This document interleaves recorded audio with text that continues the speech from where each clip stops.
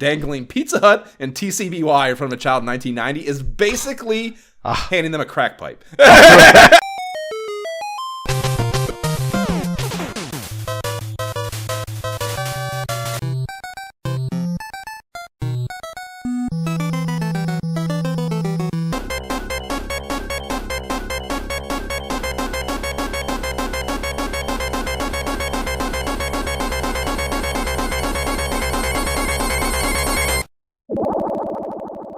This is the Imperial Schools of Honor podcast. I am Josh Folan. And I'm Jay Baxtron. And we are going to be bullshitting about the formative years of console gaming as we revisit the periodicals that covered it again.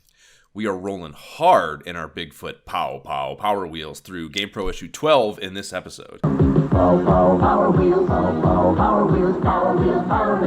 link to the issue is in the show notes, as it always is. Please rate and review the podcast. If you post it, we'll read it here. Give us validation and self-worth. What are we jamming on now, Jay? What are you jamming on now? I cannot fucking believe I see Overcooked 2 behind you right now. I feel like I've gone to a goddamn fucking DeLorean or something. Time warps, yeah. Yeah, Overcooked 2, we picked it up, man. So, you know, it's it's kind of funny. I realized... Didn't we online play with you at one point? Like, didn't that happen? Way back. It was either this or... Moving Out. Was it Moving Out? It was this. You told me we play. Yeah. I think we played this, and then you were like, "You should play Moving Out because it's like that." Yeah, and yeah, like we should keep playing this. So, long story short, it's a phenomenal game. It's so hard.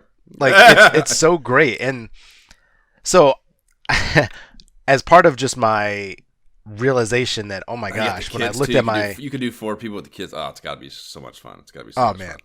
It's chaos is what it is. Yeah, I would probably bury them all in the backyard if I had like kids and a wife playing. I was ready to kill Amy's son. I completely understand what you mean. What do you mean? Get the sushi. Cut it up. Come on, we need that sushi. Like what? Like what do you? No. It's like become a complete fucking monster. And that is the greatness of it. I mean, it's good. So the funny thing about it is that over time, you know, our tastes have changed, and the things that the kids have wanted to play have changed. And originally, it was just kind of me and Zion doing things, and now that Zeke is old enough, clearly, to be playing these games and loving them and, you know, enjoying games, I've just been like trying to remember what are the best games we could play together. And that's cool. Yeah, that's a good incentive to be going. Yeah, that's cool. Yeah, and the funny thing about it is that when I realized that on the Xbox home screen I could kind of customize it and kind of group all of my catalog games in like different categories, and so I'm like, all right, these are going to be my adventure games, these are my PvP games, these are my family fun games. And I just started pulling games out and putting games in these categories. I realized, Overcooked 2, you know, because I just expanded to like the full library of games that I've ever played and kind of like look back and I was like, oh, let's play that. And so just over time, I've been playing it with the kids.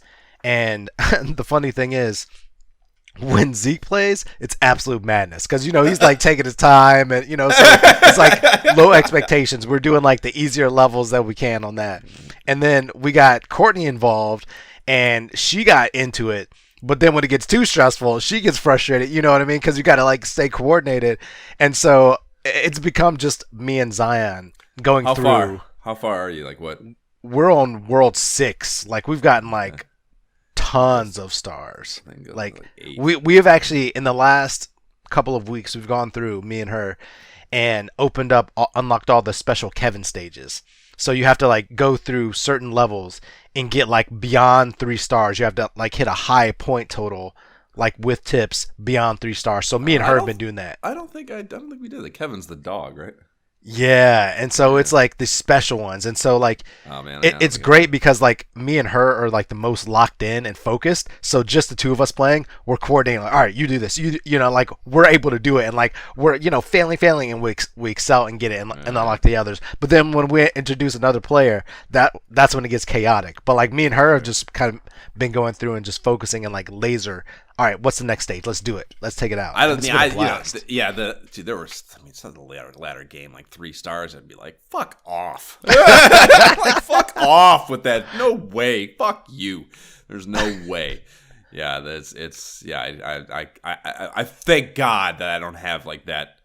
Because I am so fucking weird about so many things and so completionisty. I'm surprised that I can go through a game like that and not like and I mean and I would try. We started and I tried, but you get to a point it's like no, like I can like not gonna like this is too frustrating. Like I got to let go of this emotionally and just move on to the next thing and enjoy this.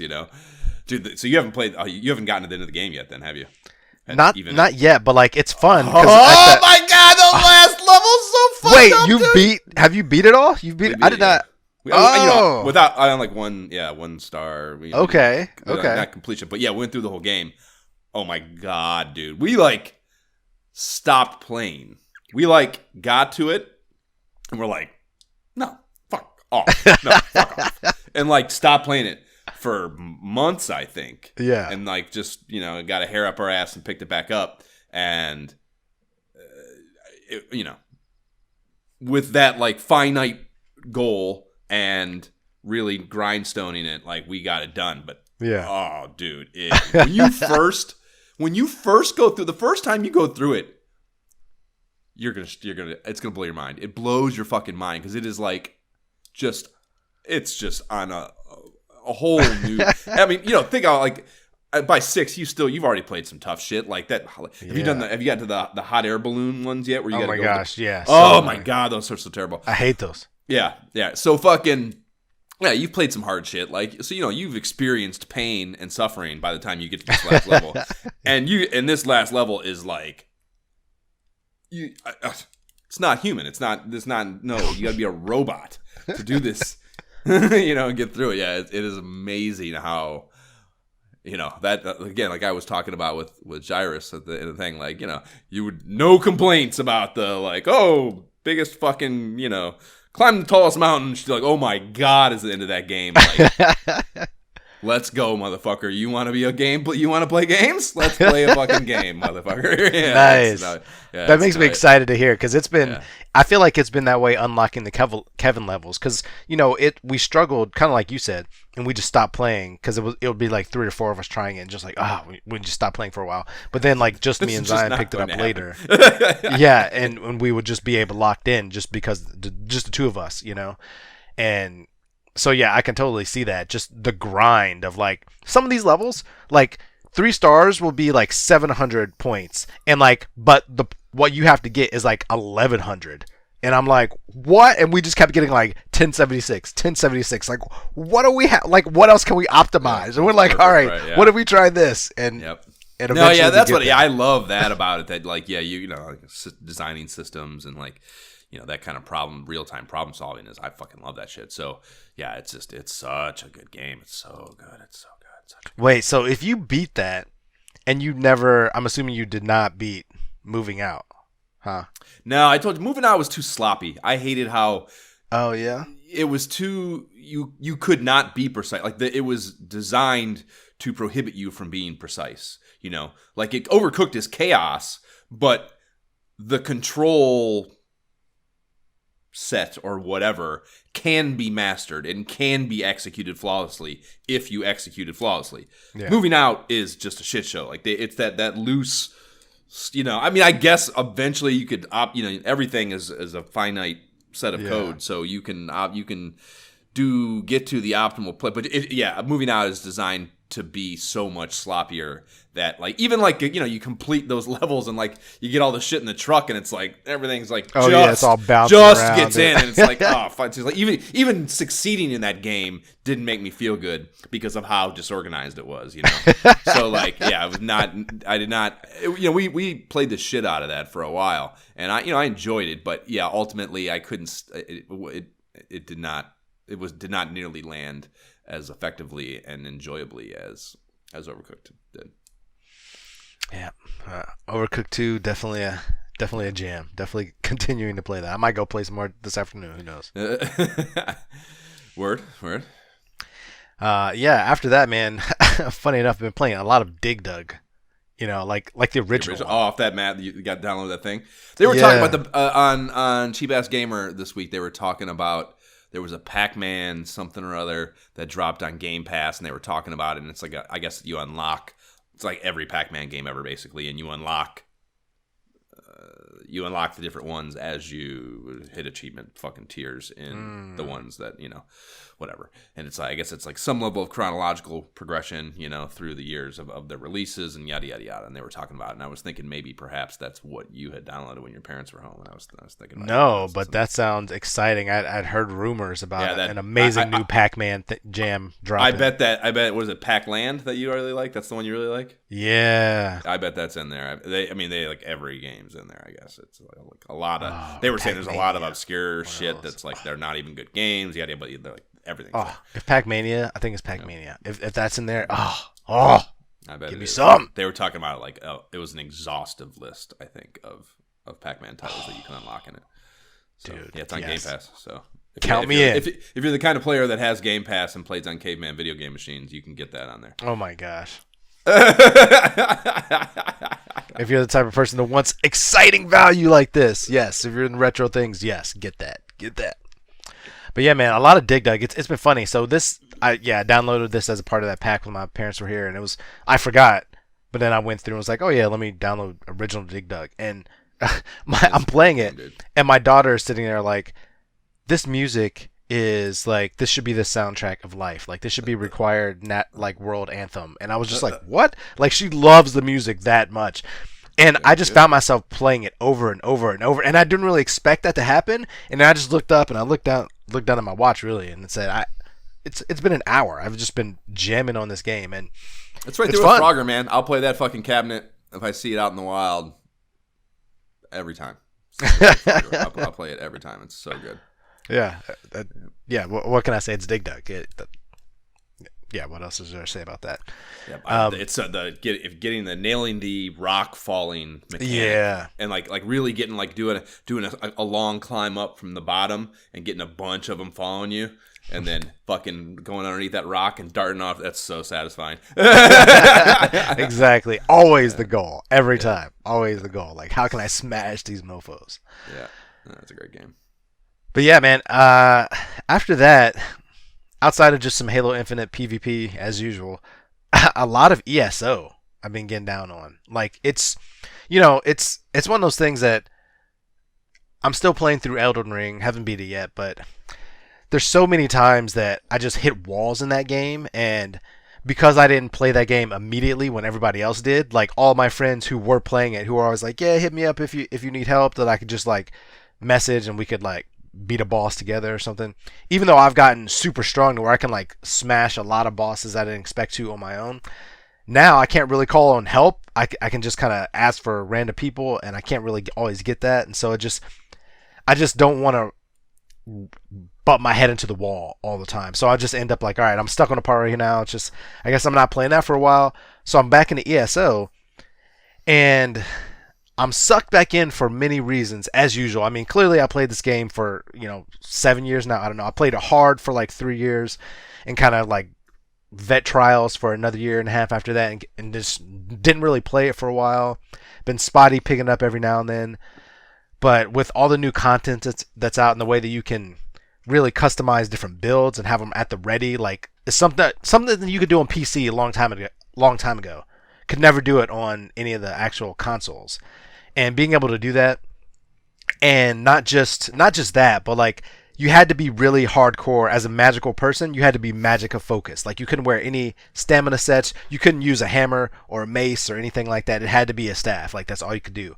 But they changed it recently so you could actually do that. So last night, that's not Skyrim's now. Like, that's Skyrim's. You can. That's the exactly. Yeah. That is the thing. That's the thing. Like, that's been the thing about ESO. Like, for the longest time, it had to be, if you wanted to have like the highest DPS, you had to be either all Magicka or all stamina, and that meant either a staff or I guess bow, it kind of makes sense. Sword, like hammer, mace, daggers. You would need to be, if you want to be the best fucking physicist or whatever, you need to be highly specialized. You need to, all your focus needs to be on maximizing your fucking ability at that. So, it's kind of sensible, but it's a video game also.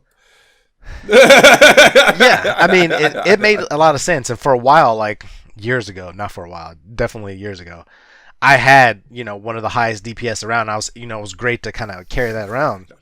But now, like, clearly that's changed. I don't keep up with it like that anymore. I'm not. It's no longer a badge of honor. It's just like, yeah, I played still. But even being able to just kind of quest and it's like Al Horford. Just like, yeah, man. I used to be an all-star, but now they just let me hang around. And I hit some buckets every now and again. I mean, I can still hit high DPS. Don't get me wrong. I can still qualify for some bad trial, guilds. Don't get me wrong. But like, I was messing around, and I realized that for one of the optimal sets, I only had a two-handed like hammer, and I just kind of threw it on because I was questing with Courtney, and I threw it on my front bar, and I was like, wait a minute. Because I can switch it up now, and I just made a brand new set of armor that actually makes both sets work together, both magicka and stamina. Like, I was just smashing stuff, and it was such a blast. Like, I changed up I obviously customized my my gear so that I look different, and it's just like I'm running around with a hammer. Like, I can definitely still use magic, but I can also smash you with this two-handed mace. Like, it just... a new level of fun unlocked. Like, let's go. Get me back in the game, coach. Yeah, like, it's just so much fun. Usually in Skyrim, I have the Mace of Bolag, which is like the demonic mace you can get. I'm pretty sure it's the best mace. And it soul captures on its own, so you don't have to do the soul capturing fucking shit, Yeah. It's a boring mechanic.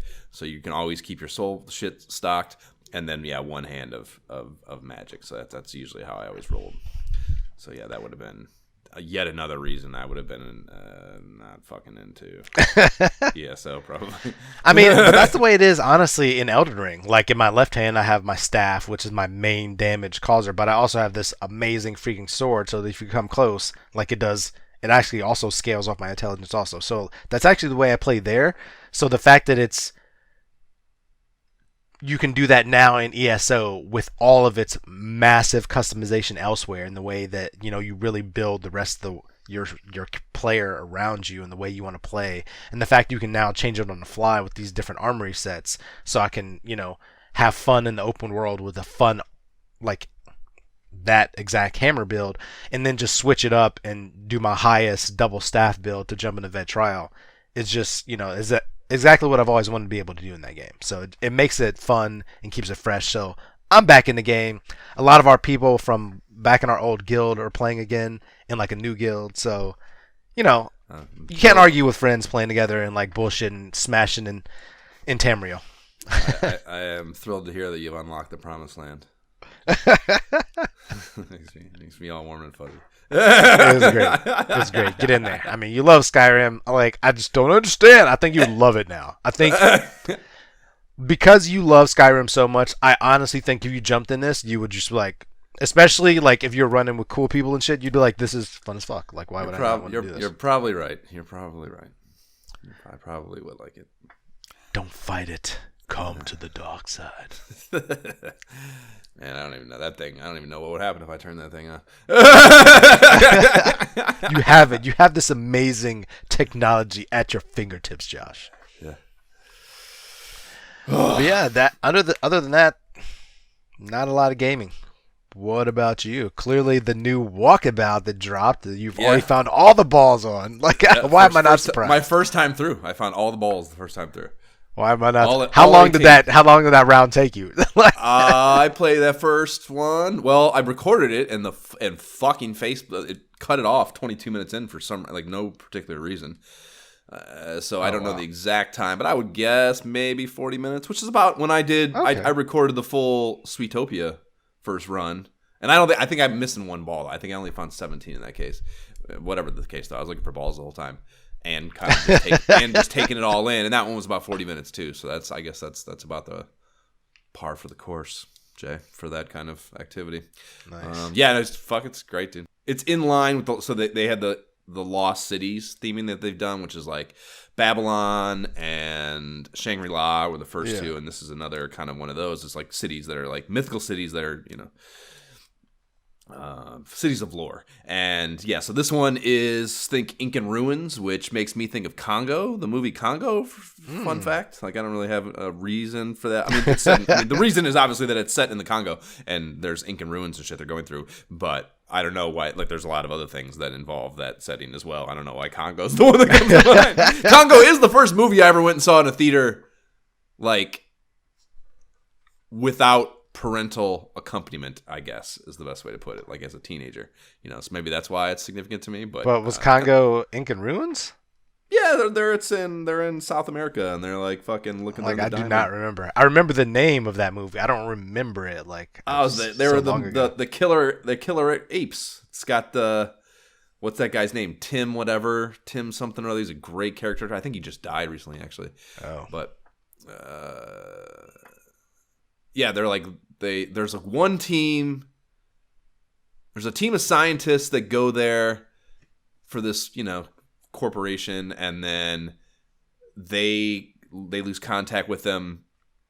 So they send another team because there's belief that I think it's because there's supposed to be diamonds. They're trying to find these really valuable diamonds, and so they send this other team there that's like has less of a moral compass and are more fiscally focused. So they're like kind of greedy. Yeah, they're a embodiment of greed basically. And they go there and they're trying to fucking find these diamonds, and they essentially encounter this like killer line of ape or killer breed of ape that is defending these things. And yeah, they motherfuckers get fucking crushed basically by it's a pretty good movie by like popcorn movie standards. At least I remember it fondly. It's been a while since I watched it. Anyhow, it's fucking great. Just like everything Mighty Coconut is doing in this game, it's fucking amazing. They really like the soundscape is really dialed up for this one. So yeah, it's set in a rainforest, and there's like there's a subtle, like a really subtle tribal music throughout that kind of builds as you go through the thing, and then there's of course various rainforest sounds, and then a really cool thing that I liked a lot was you're climbing up this. You can see behind me, kind of like it's like it's kind of like it's not a temple or it's not a one of those fucking pyramid deals, but it's like this dilapidated ruin, and you're ascending this hill mountain deal the whole time as you go through the holes. And as you like the back 9, I would say, is when you really start to notice it. As you climb, you can hear the wind picking up. It's like a subtle gradual build of the wind whipping, and that was a really cool little immersion touch that I liked a lot, and I don't think it's been present really previously. But I'll put the difficulty between Babylon and Shangri-La as far as like how difficult it was, and Babylon being the toughest still for sure. But there is, so I think I've mentioned on here before, the Tethys Station, the space station, is the course I hate the most. And the reason I hate it the most is there's a lot of kind of like you got to catch air, and like it's just such an unpredictable thing, like comparatively to the rest of putt-putts. You got to catch air and like bounce things off shit, and like I fucking hate that. It's just not reliable, at least not the way I like it to be, and or for me, I guess my you want precision every time. You want to get exact science. My skill set does not lend itself to doing well with that thing. So I hate that fucking level. And you gotta adapt, Josh. Growth mindset, man. Right. Come on. They keep 2022. This fucking course has one. The what is it? The Let's Talk Oculus pod that I listened to.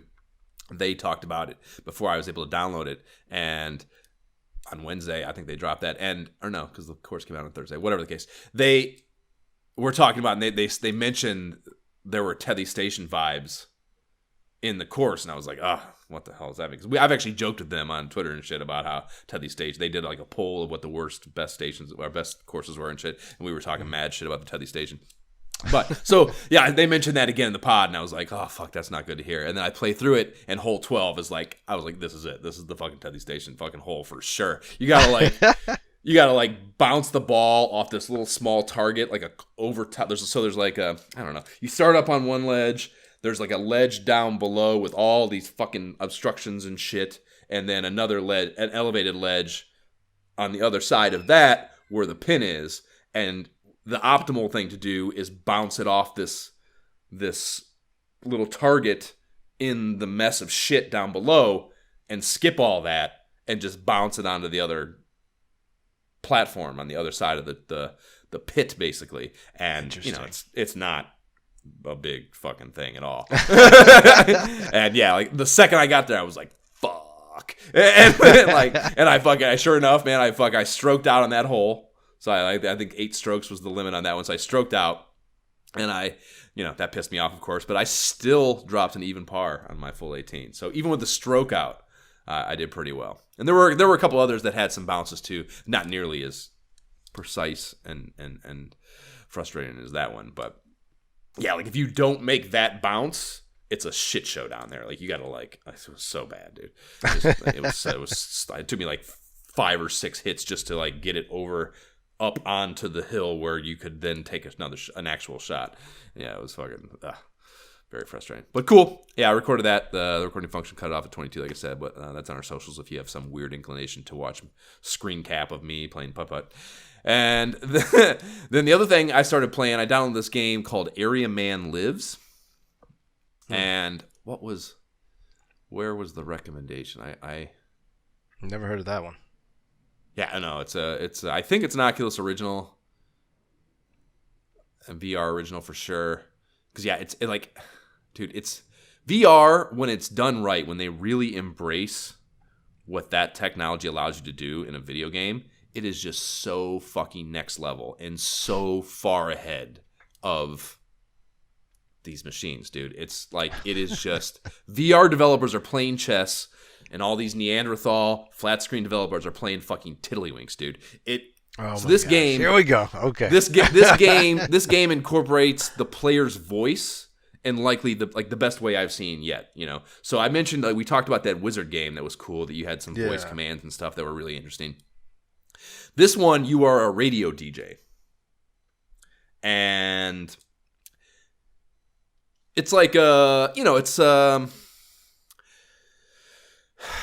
I guess it's a little fantastical in a lot of ways, and it's not like the environment is kind of, I don't know how to, I don't want to say kiddie and dumbed down, but like it's not a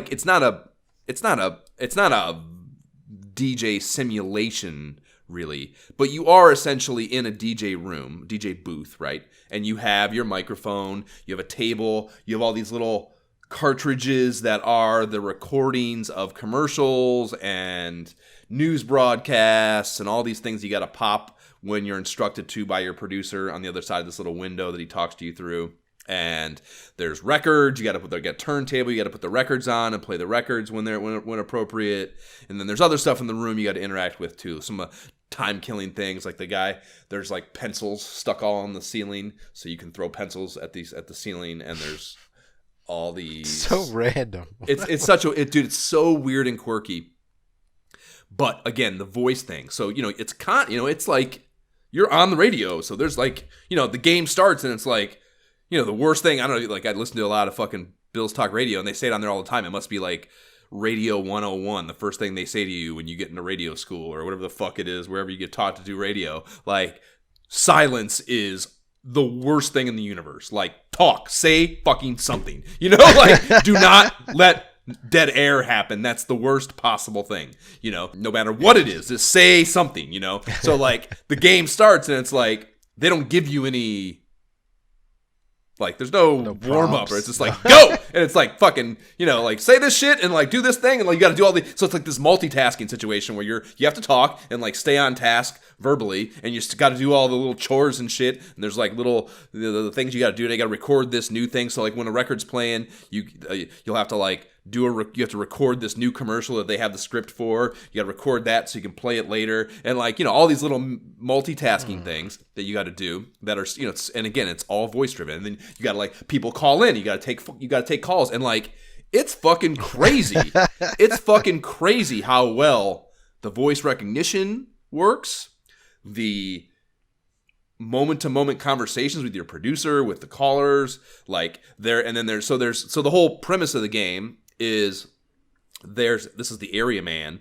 He is like some dipshit that's out in the world listening to the station who has decided that you, the DJ, who you're like a fill-in DJ too. It's like you're taking over. You're like a understudy or something, and like the main dude is out, I believe, and so you're not supposed to be good at this, but this dude out in the town, the little shitty town that you're in, has decided that you are like are some sort of prophet or something, and you are telling him what to do, and he's out and he's on some mission that he needs to save someone or do something, and he is interpreting the things you do on the radio, the things you say, the commercials you play, the records you play, the things you do and talk about, dictate to him what he's doing out in the world, and like what you can, clearly you can make him do things that are bad, or make him do things that you perceive to be good, and like furthering his little fucking, it's just, you don't really know where it's going exactly. It is very, I don't understand. Like you have to like interpret, like he'll say, like you have to look at where he's at. Like he'll tell you, you can hear him. He's like, he doesn't have to call into the radio. You can hear him for some, again, there's like some fantastical aspects, and he'll say like the situation that he's in, and you have to interpret that and like look around the room and maybe find an object that applies to the situation and would give him an answer to use or talk about, or it's so fucking, like I said, just like there's just no video game that's ever been made like it. There's just nothing. There's nothing like it that has ever been made that I know of. It's on a whole new. It's its own fucking thing. And it's frustrating at times because like if you don't get the thing right, it just kind of like whatever the next. It's a little linear, I guess, overly linear than I like to see. Like a little bit more. But I mean, there's again with this play mechanic, how. I don't know. I don't know what to say. What the right thing is there. So it's a little linear, and like at times, like if you don't get the thing right, it'll just it'll like kill you essentially, and you restart from a previous point, and there's a little bit of redundancy or I should say a lot of redundancy that'll happen because of that sometimes, and you gotta like listen to this motherfucker talk. Like I know that, and like I just need to say the thing. Like so there's like a little bit of frustrating redundancy, and that's probably the biggest impediment to me having gotten through it yet. But again, it's just so fucking, I don't know, boundary pushing as far as like what a video game is, that it's kind of fucking, mind blowing. So playing that when I'm not frustrated and in between walkabout courses, and then the occasional demo, and I'm still playing Cities VR also. Baby Nice. Jesusville is cooking along.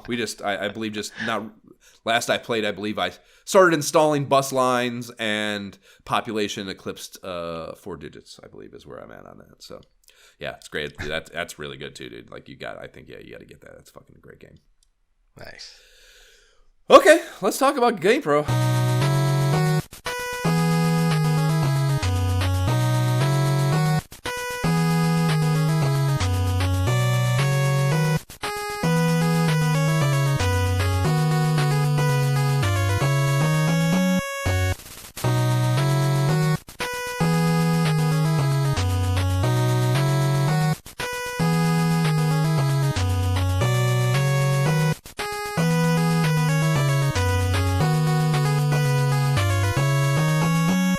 That is the Al Unser Jr. Racing NES cutscene theme, bringing us into this hot GamePro issue. Man, July 1990, $395 US, $495 Canadian dollars. Ninja Turtles exclusive. Let's Fresh go. from the sewers to your Game Boy. As you might assume, if you've been following along, dear listener, this is accompanied by some original TMNT artwork from Sir Francis Mao, and it's pretty intense, an adjective that's applicable to many, if not most, of the first dozen issues of this magazine. Like the first year of this magazine, the cover art is like, remember the issue 5, that fucking dude on tweak mode? Like I don't know, it's a very high octane art style for sure, and they're not breaking from that trend here with this turtle edition. All 4 turtles are baring their teeth in a way that definitely conveys some hostility, which is appropriate, as they are also brandishing their respective weapons of choice for battle. Nunchaku for Michelangelo, Sais for Raphael, Bow Staff for Donatello, and we can't see Leonardo's katanas because he's so foregrounded up, but you can rest assured they are there just off frame. Absolutely. Don't disrespect Leonardo, y'all. Fuck him, but... Sure. What? Oh, who's my favorite? He was the one when I was a kid. He was the first one I got. Here. He's the first one. Those katanas, are you kidding me? He's the most boring motherfucker by a mile, man. It's weapon. It's weapon based. He's Scott Marsden, and fuck off, man. Fuck Leonardo. You gotta be kidding me. I'm saying is, on a purely weapon basis, I want those swords. I also like the bow staff more, but whatever. That was my second one. Or the nunchuck. Really, screw the size. Like, I don't know. Yeah, I might give. I also fuck Raphael too. He's my third worst. That's definitely Donatello. I don't know. As a kid, I might have been Michelangelo. I am more. Yeah. I have moved towards Donatello. Yeah. As I have matured to the minute amount that I maybe have matured. But they're both great. But the point is, when you were playing your favorite TMNT game as a kid, be it this Game Boy version or likely the arcade, the ones that came to the NES, those. I would actually say the really shitty, difficult original one because Jab had that baby and we played the fuck out of it, even though it give me Turtles 2 through 4, Turtles in Time. Those are like the best. Like, I haven't even played those, dude. Like what? Hyperstone Heist and shit. Like I have not played those games really. They're ones that I am very much looking forward to. We're doing them. It is happening. You've heard it now, listeners. Whenever Turtles 2 comes up. Oh, Turtles 2, yeah. I played the shit out of that arcade one, both in the arcade and on the NES. I'm saying though, like the 3 the subsequent ones. Yeah, 3. I don't even know what 3 is. Hyperstone Heist is a Genesis game that is regarded as like one of the better Genesis games, and I don't think I've ever turned it on. So yeah, I mean, there's a lot of ladder turtle games that I have heard great things about, and I look forward to hitting for sure. My point is, when you play one of those, it's like you don't really want Raphael because of his size. You're at a disadvantage, but you absolutely want Michelangelo. You absolutely want pretty much all the others. Just not. Well, that original one. Well, in the arcade game, they all, which I think is stupid as fuck, all have the same weapon reach, despite. It's all the. Yeah, it's all the. I guess for fun purposes, that's great. I guess it's just probably for programming balance, would be my guess. Yeah, just so they fucking so one because Donatello will be game breaking basically probably. Yeah, for real. Right, which he is because in the first one they are different. They are very different, and actually I would say in that one Raphael is far and away the shittiest. Yes, because his way tiny. And honestly, Michelangelo also is about the same. It's only maybe a little bit better.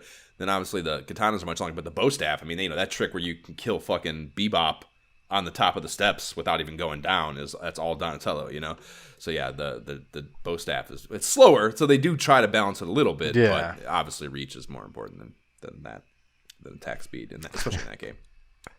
Anyhow, there's a really weird creative choice going on here, which, knowing what I know about the differences between the Eastman Laird comic and the cartoon versions of the characters, puts this in a really weird limbo between the two. So Leonardo has his cartoon customary blue bandana on, right? Mm-hmm. The other 3 are all wearing red bandanas, which is what the Turtles wore in the comic, and that's right for Raphael in the cartoon, but incorrect for Michelangelo and Donatello, who should be rocking yellow and purple, respectively. And yes, you could make arguments, like maybe you tell me, like Donatello's purple to me. I was thinking that's not purple. That's a maroon. What do you mean purple? Look at his staff. It looks like it has a purple wrap on it. That's why to me they both. I just assumed they were purple. It didn't even look different to me. I was like, crazy. He's purple. That's crazy. Leonardo's blue. They're in different lighting. So the lighting is hitting the red differently, I think. But yeah, I mean, at darkest, the darkest shade I think you could call Donatello is a maroon, and that's a bit of a stretch, I think. The other two are just straight up fucking red. And like, there's a picture later. The feature in the mag has them in a different deal, and we'll talk about that then. And like maybe you could call Michelangelo's the yellow there or the reddish yellow, like just a bad hue of yellow. But I think here it's glaringly apparent that it's not cartoon accurate, which is weird because yes, if it's either one or the other. Like you're doing the comics, they should all be red, or you're doing the animated series, they're the individual colors. So like it's just it's just a weird limbo to be in as far as creative choices go. To me, whatever. Just covered, just like all of them. Who gives a fuck? But I guess it's a topic to be discussed with Mao when we speak to him for an Erdrick's Order interview episode one day, many moons from now, or maybe a few moons from now. Who knows? I haven't even tried to reach out to him. I don't think I've even tried to find him. Hopefully he's still kicking, and maybe that's possible. How interesting would it be to talk to an artist, though? I feel like it's like when I talked to Larry Hama, the guy that did all the, he's a Marvel guy and did all the fucking G.I. Joe things and shit. Like, you ask someone like a visual artist about their work, and they're kind of like, I don't know, man, just fucking. Like what do you want to say? Like I just fucking did it. I don't know. So like it's not like necessarily like talking to Howie or someone who did a bunch of research and shit. They're just like some idiot like called his office. They gave me a picture. So we need some turtle shit. Drew these guys. He like spent like 9 seconds looking at a comic maybe, and then just did a thing. Well, the funny thing about that is like when I looked at this, I originally thought. When we look at all the other GamePro issues that we've seen thus far, they do have that crazy high-octane vibe. And this, to me, seemed pretty accurate. You know what I mean? Because, again, I viewed Donatello as kind of like pretty purple, and I'm like, okay, you can argue Michelangelo's maybe he's like in a shadow. I think the art and style this is like very, very accurate, which I was impressed with, instead of like some crazy rendition of them, like, right? Some weird ass, I agree. I think he did a good job of emulating, I guess, the underlying IPs. Like art these are the Ninja Turtles. Like, yep, yeah, for sure. Got it. There's no ambiguity at all. I concur. Yeah, it's just that I would say like like I said, you think maybe that was a choice? They were like, let me blend this just to try to catch everybody. Who knows? Maybe, perhaps, yeah. I would say, I guess the thing is, I haven't read the comic really at all. I've glanced at the first issue just when I talked to Kevin Eastman. I took a look at it and just wanted to have some familiarity, but I didn't read the comics or anything, so I don't know. I mean, I know it is like an exponentially grittier portrayal of these characters than the animated series or toys and whatever, or the movies even, but. It is a little weird to me thinking of it from an animated series perspective, how hostile they look. They don't look that hostile in the cartoon. They don't get that hostile. They're joking even when they're fighting. They're smart. Like they're not this mean in the animated series at all. That's true. The funny thing about that Turtle Tangent is that because the comic is so much grittier. Like I've heard. And just in popular culture, so many things that have happened in the Turtle comics with like people dying and just like crossing over with like the Power Rangers and other things, and like for real battles. Just hearing about it, I've been kind of like, I almost want to jump in and see, but I feel like there's just too much, and it's just kind of Yeah, that's the thing too. Like, where do you even jump in? Yeah, I have. So when I interviewed Mark Belomo, he's this historian that's like. Collects all these toys and shit, and he's written a bunch of books and a bunch of compilations of toy lines and comics shit, and like he sent me just a million books after I interviewed him. Shout out to Mark, that was cool of you, thank you. And one of them is the Transformers comic series, like all like I think two or four books or something like that. All like basically the whole comic story, and I was like, I just got a hair up my ass like a year or two ago. What? And the same thing, like Transformers was different in the like it's dumbed down a lot for, as you would expect it to be, a cartoon for kids, but it's dumbed down a lot. Like the comic is it's grittier and realer, and they deal in adult shit in there. So like I knew that about it, and the whole thing, there's a big story about Optimus Prime dying and shit. Like I've heard about that. Like that's a big enough of a thing in the comic series where I've just heard about it, which is that happened on the show. I remember it was a big thing because I watched it with my dad. But again, much watered, very much watered down to my understanding. I'm sure. Right. So yeah, I got to hurt my ass and tried to read it. Like stacked all the books up, and like I was trying to read them before bed, and I get like a couple issues in, you're like, I can't do this, man. Like it's too much. it's too much. It's too antiquated. It's too whatever. And like maybe Ninja Turtles would do that because maybe it is so mature. Which to my understanding, talking to Kevin and what I've heard about it, it is next level. It is not. They were taking inspiration from like heavy metal and like adult graphic novels and adult graphic fucking whatever the comics are called, the shorter period, whatever the fucking name of it would be. Like they were taking inspiration from adult oriented storytelling and not at all trying to make like a DC or Marvel comic, so maybe it is more intriguing and able to be consumed as an adult, but there probably is a lot of issues. Anything like that. Like I've talked about like the Silent Hill games. I don't know why that's the example coming to mind, but like something with that much lore and work to do to get into it, to do it right, which my weird ass can't do. I can't just jump in and start on fucking game 11, and just let all the fucking lore go and just play. I'm not capable of that for some weird reason. So that's why I haven't played Silent Hill, even though I hear it's fucking incredible. It's just too much. It's just too much. That's how I always felt about Final Fantasy. Now, as we wrap up our side quest, me too. Yeah. I'm like, I want to kind of jump into some later ones now. Like, at least I know where all this started. Like, I feel like I could jump in now, Yeah. I don't know. Maybe I'll go from 1 to 7, and then and then 7 to 14. 2's on Super Nintendo. We have the option of 2 on Super Nintendo. We'll hit it. So if you take your mind off the Turtles for just a fucking second, please. we have some other topics touted here on the cover. There's 27 pages of cool new reviews, and they list off Super C, Abadox, Batman, Moonwalker, Cybercore, Alex Kidd in the Shinobi World. And what the fuck is that last one? Alex Kidd in the Shinobi World. I was like, what the fuck is that? Same. That blindsided the shit out of me, so I was looking forward to fucking hitting that. There is a free poster! Exclamation. Fancy Star 2 art contest winners. Love those. Looking forward. And then we move into the bag, and the inside cover is from Taito for boundary-pushing NES RPG Dungeon Magic, and this is an awesome live-action photography art of depiction of a snake, sword, potions, cool medieval fantasy shit, etc., etc. And the tagline is, finally, a fantasy role-playing adventure that makes you a part of the action. And that's alluding to the real-time first-person POV view pane in the UI of the game. Definitely the first of that kind of thing on the NES. And we talked about this game. Unfortunately, the game falls way short of entertaining. Due in large part, I would say, to them trying to take that aforementioned revolutionary technological step. Like that, that hardware just couldn't support that real-time fucking first person view. I just couldn't fucking do it. So kudos to them for this artwork. It was super attention grabbing. I immediately before I remembered it, I was like, oh yeah. And then I looked at the screenshots. I was like, no. Yep. I saw that and I was like, ooh, this is new. Which I didn't say much reading this mag.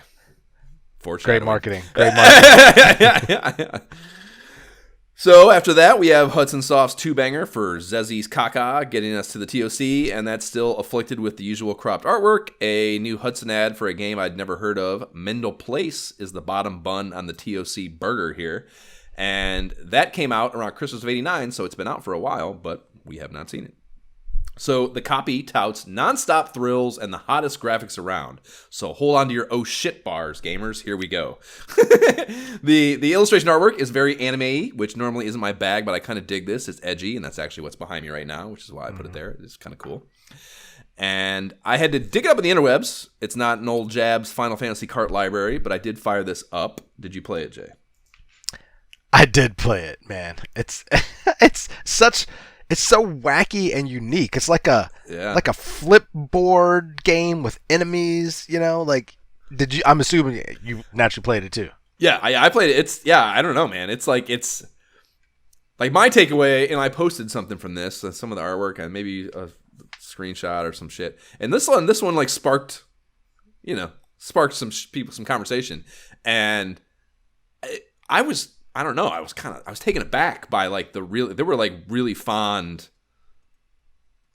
was really fond commentary about it. And when I played it, I was immediately this is definitely not a good game. There's something going on here. There's something going on. Right. Yeah. There's something going on that's it's not your everyday average 1989 NES game. 100%. There's something unique and different happening here that is worth talking about. And I couldn't figure out what it was. There's a puzzler element or something that I didn't grasp, and I'd probably need to skim the manual to wrap my head around. I think that's part of the problem, that there's a complicated system in there that is not intuitive, at least from a modern perspective. And yeah, I was almost interested enough to look at a manual, but only almost. Same. Yeah. Same. I did the same thing. I made it through several levels. Did you really? I beat the first one. I took the time to beat the first one, and it's weird. Like I beat it, but I don't necessarily understand exactly how I beat it. I don't really. Yeah, it's like you have to flip over lay those tiles. Yeah, certain tiles, but then like you could push the enemies. Like you ended up, I had to clear the enemies out at the end after flipping the tiles, and so I was interested enough to almost grab instruction manual, but I was like, no, because it just I don't know what it is. I can describe it. Like it's wacky and interesting and different. It had that generic, repetitive. Yeah, it had that generic feel to it. Like first of all, like I don't like anime normally. Most anime is not my deal, and part of that, I guess, really thinking about it, and I don't know if I had this hypothesis before right now, but like part of the problem with anime, it all feels a little generic and like the same, that's like it is like that's what the style is like that one Dragon Ball Z look to it, and like this is kind of that, and I don't know, it just doesn't do it for me. That kind of really generic is the only adjective I can think that I can see that, but like that to me was just lost, like because to me you're just playing a board game, like you're walking around flipping over tiles. And as you get through the later ones, like you have to flip over specific tiles, and you might have to reflip them, but you still have to avoid the enemies and push them away. So it's a lot going on, and it was fascinating. You had to choose the castle you're going to go to, and like the enemy. Yeah, so it's like, or I guess I don't know if that's an enemy. I have no idea. So that's why I feel like if we had the actual manual, this might all make sense, right? And so it could be good. It could be it's fun. But I just don't know if I can be that invested in it. It's interesting. I think with time, if you gave me the manual as a kid and this is all I had to play, I think I could work with it. But, right. Yeah, I think I could be intrigued by it too. But yeah, I mean, there was a handful of disciples that were like, "Oh, it's a great game. I put the show this game." Like, fuck, man. No shit. I did not expect that. It's just like a hidden game, the game you don't expect it to be. Yeah, it's been out for. Like I guess about 6 months now, so we haven't seen it anywhere. Certainly not in Nintendo Power, no mention of it. And so it's Hudson too, and Hudson and fucking Nintendo were they were fucking in bed together. They've had a lot of. Maybe they were unsure about it, didn't have much marketing dollars left, and they just put it out there, and then like reviews are so good, they're like, all right, let's tell the people. Yeah. That's what I mean, though. We haven't seen reviews. There are no reviews. We read all the mags, Jay. I don't know. EGM, I guess, is possible, but there's not really any other fucking magazines that we're not fucking going through here. I'm like, yeah, EGM. We definitely need to dig into that. You never know. We're working our way to that decision / change, perhaps. So a couple ads we've seen after that. We have Bandai's Dick Tracy 4-banger and Jalico's Goal 2-banger, and they get us to the letter from the GamePros, or letters from the GamePros. Or no, it is the letter. It's singular. It's the letter from the editor. I thought the Dick Tracy ad was fucking lying. It says, the first page of it says June 15th everywhere on the first page. And it's actually like a very cool full-page illustration of Dick in the shadows with his Tommy gun ablaze. And I was like, I looked at the release date for the game. It's like not out till August. And I was like, what the fuck? What are they talking about here? And then I realized this is the movie. This is the wide movie release date. So they're actually advertising the movie with that. Yeah. That makes sense. It all comes together. Disney and their multifaceted marketing campaigns. The GamePros letter is a love letter to TMNT co-creators Peter Laird and Kevin Eastman, telling the story of how they cooked up the heroes in a half shell. And it's a cool story if you somehow don't already know it. Like I mentioned a few minutes ago, I interviewed Kevin for Batteries Not Included back in 2014. It's like a 25-minute deal. Posted that on the Faceship page. The link will be in the show notes if you want to check it out too. And yeah, it was a really cool conversation. Because, it's especially a situation like that where they kind of parted ways and it was not the most amicable of parting. You get like, there could be some, and especially because they had recently reconciled too at that point. There was, I think they're on one of the episodes of the what's it, how we made this, or that show on Netflix where they go through yeah, the toys. yeah. The the TMNT toys that one, made us, they got the two of them back together. I think. I mean, it's fucking TV, so they're probably not actually the first time they had seen each other in however long. But it had the vibes of their trying to get them together to talk about stuff. So I think that was relatively the same time window, and he could have been a little more like, oh, I don't want to talk about that kind of thing, But he was super cool and I don't know, open about all the questions I had and shit. It was a cool conversation. After that is a full pager that is everything I get out of bed in the morning, or everything I get out of bed for in the morning. And it's an ad for a kids club, and in this case, it is Nickelodeon's kids club. So it's July 1990, and I am 9 years old. And I want you to know, world, I will join any fucking kids club that you have to offer right here, right now, without asking a single goddamn question about your operation. And I just fucking, let's go. Like, what do you got? What kind of useless, cheap shit do you want me to pay money for? Like, get me going. Send me a membership card. Is it fucking laminated? Is it fucking laminated? Oh man! And other than Disney, like, who was there other than Nickelodeon? You're like, yes, Nickelodeon. Yeah, I would. I didn't have cable, so Nickelodeon actually meant nothing to me. I wouldn't have. Nickelodeon would have literally. Well, no, I knew what. Really? No, that's a lie. Yeah, I knew what. I didn't have cable. That's true, but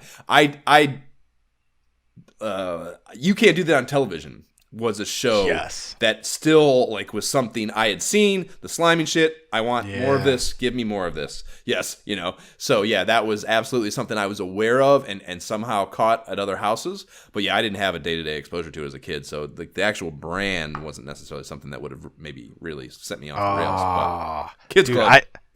I didn't either. But my grandmother, my aunt did. So whenever my aunt would watch me, oh, dude, I would watch it. She would just play it for me for hours. That's so much Nickelodeon in her house. So for me, if I had seen this, I'd be like, please let me get down. Let me do it. So let's let's talk about what this is, and then let's talk about personal sides of this. So this particular kids club has many facets, all predicated on exclusivity, and I think. This is summed up by the text that they have next to the checkbox at the top of the cutout order form on the page.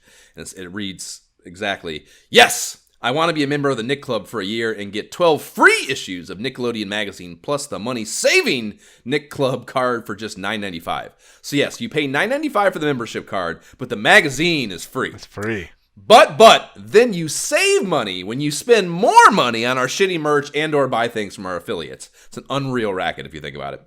So, yes, you get a monthly magazine, and I looked this mag up on archive.org. Did you happen to go this far? No, I did not. So I looked up the mag, right? And it appears to have ran all the way until 2011. So this was it became a real magazine. And the only problem with this is the first issue on archive.org anyhow is summer of 93. So that's quite a ways from July 1990. So I don't know how they passed that delay off, even with the obscene shipping time quotes of that time period, 6 to 8 weeks for anything to get anywhere. But that's not quite 3 years. So I'm curious. That's a lot of drumming up business there. Right, exactly. Yeah, I'm curious how they I don't know. Do you just did they refund them? Did they how did that? We're not going to charge a credit card for 3 years. Don't worry. Right. Well, dude, I mean, most of these dudes, I don't know. Do you remember ordering things back then? You didn't actually use if God forbid your parents even had a credit card, they were not letting you write the number down for anything. Right. My dad.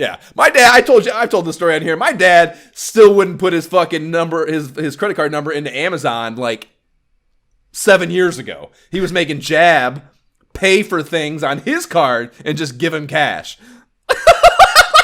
You can let what that means is you can let your credit card get stolen for no I'm not even going to give you more money. I'm not going to make it worth your while. I'm guessing if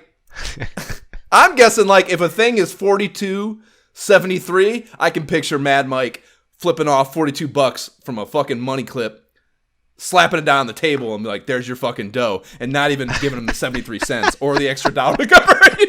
I can totally picture that being the fucking case. Oh my God. Definitely not putting so you're actually sending, in this case, you could still send cash for things back then. I don't know if you remember that. You could still put cash money in an envelope and send it to shit like this, and that would be fine. Sea monkeys. I got sea monkeys right now. The fucking manual things in it. you look at the old Sea Monkey things. I remember sending money in envelopes for Sea Monkey fucking shit. You know, like, yeah, you fucking put money in envelopes. So are we saying you could have conceivably been 14, somebody could have been 14 at the time, sent in their $9.95, and then when they were 17, started receiving started getting Nickelodeon magazine. Like, what is this? That is seemingly entirely possible, yes. So the first issue of the magazine had Ren and Stimpy on the cover, so at least they kicked off with some really cool shit. Hotness. Ren and Stimpy was another. That was I was just getting, like, going over my uncles and stuff, I remember, and had access to Nick when that was first hitting, and I was definitely watching Ren and Stimpy for sure, and Beavis and Butthead also.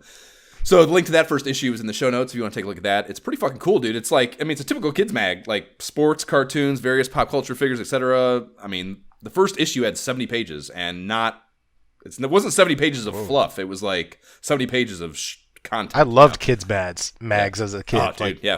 Give me one. Sports Illustrated for kids, and even Highlights magazine was something I had as a kid. The fucking the picture hunt. Oh my god! Every month I'd fucking be.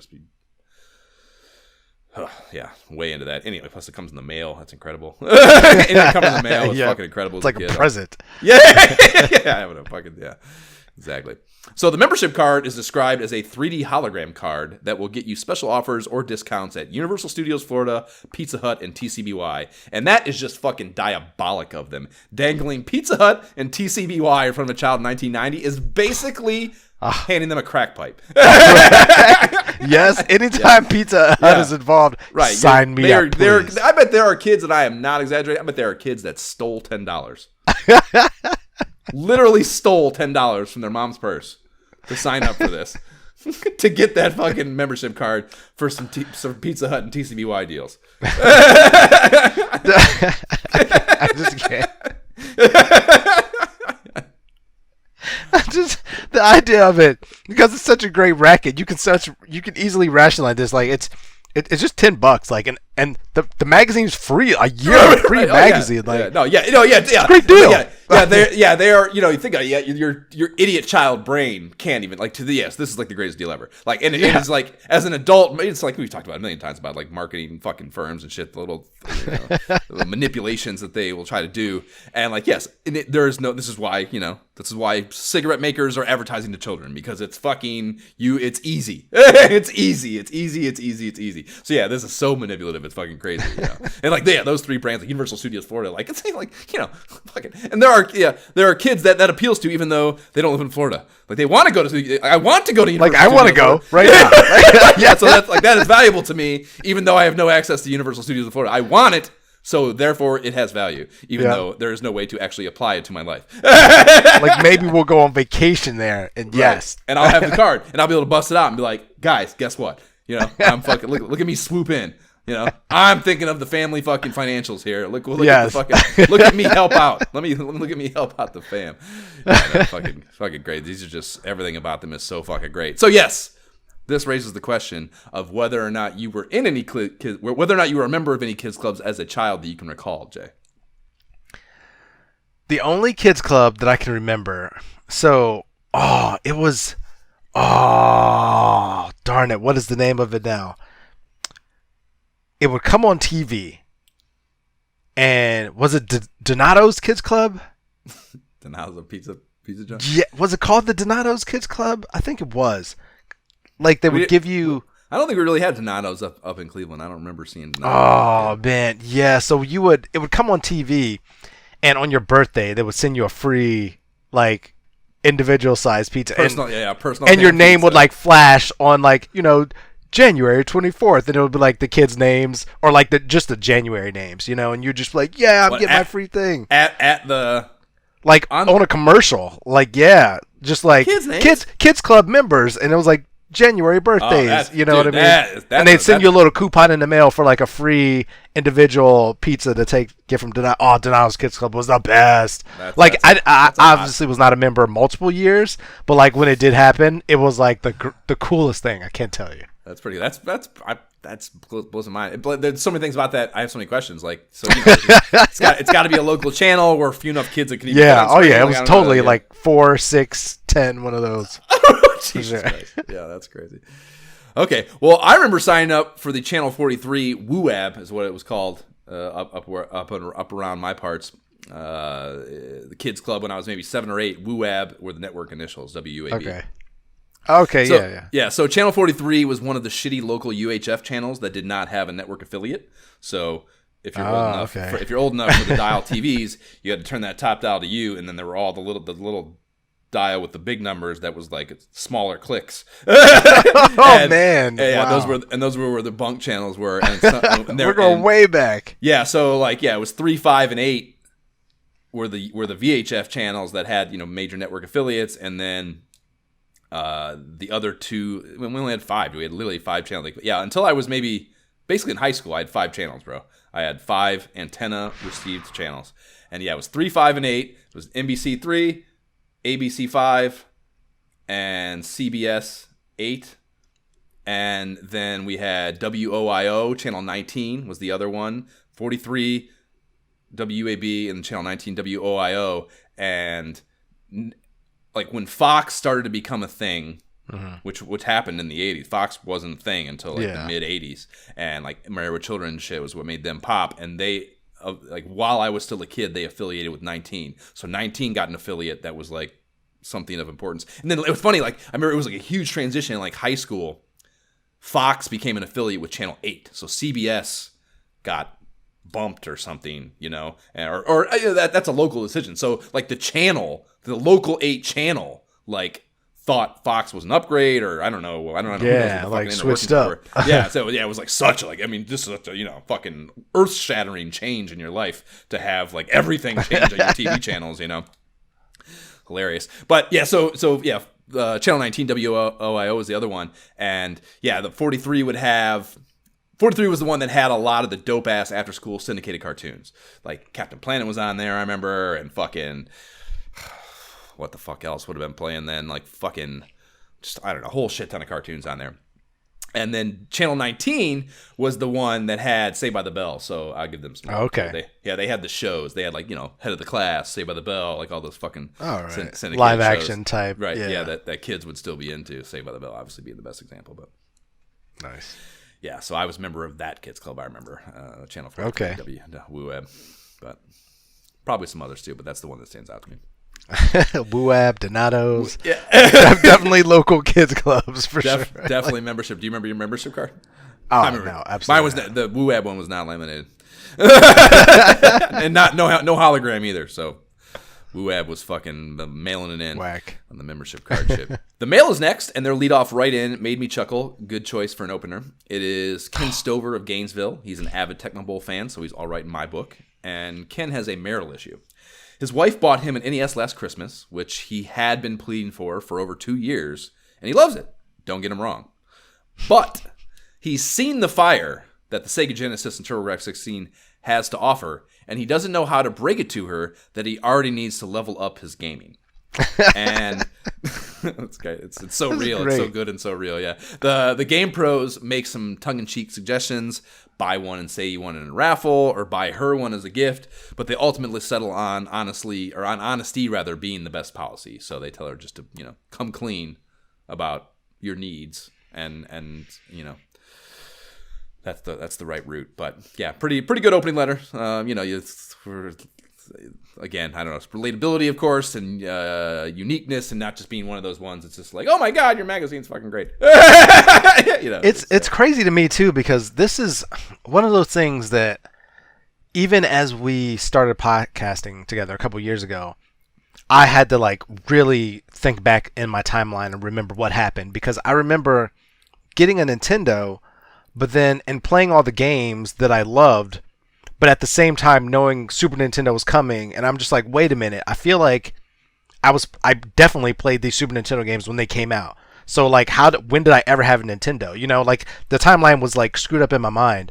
But it feels like a lot of people felt this, where like when you finally got a Nintendo, it was like, guess what? The new hotness is like coming on the way. So it was like, Well, yeah, I mean, and that's an interesting point in that, we're talking a jump from Atari to NES is, the 70s to 1985 in the US. Right. Anyways. So, yes, you have, a decade almost of time between these generations. And then Nintendo is 8 to 16 is the first one where it's, and it's funny too, because you just look at it from a scientific perspective, like the exponential growth of technology, yada yada yada, and that's exactly what we're looking at here, and that the initial curve is where the bigger jump is, right? So well, no, that's not true. But the bigger jump is as you go up. That's exponential. But whatever. There's a jump from that's happening there, and it's the first time where it's like a constricted enough window where you can see it.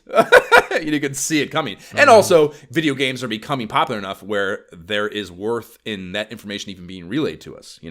When Atari was just a gadget. It wasn't like video games weren't a thing. Like Nintendo created this thing that was like now a business and industry and something that people did, that actually was like a known, renowned, enjoyed, collectively acknowledged activity. So the need to, or the urge to provide information about fucking future shit coming out that's a new thing here too. So dude, it's funny that is landed on you in that way.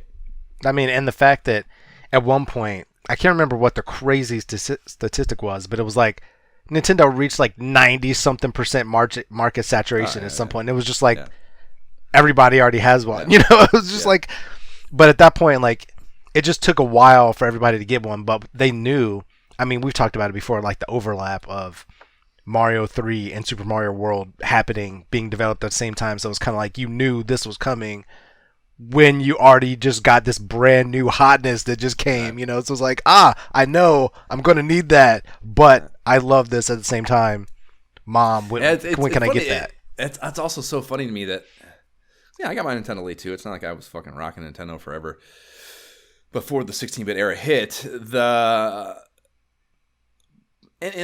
had, like, I feel like even in that very first Nintendo Power issue, the one with Super Mario on the cover, issue 11, I think it was, like, I think there was the Super Mario World, like, news drop. I think it's in that issue, Mm-hmm. So I had the information, but, like, I don't know, like, I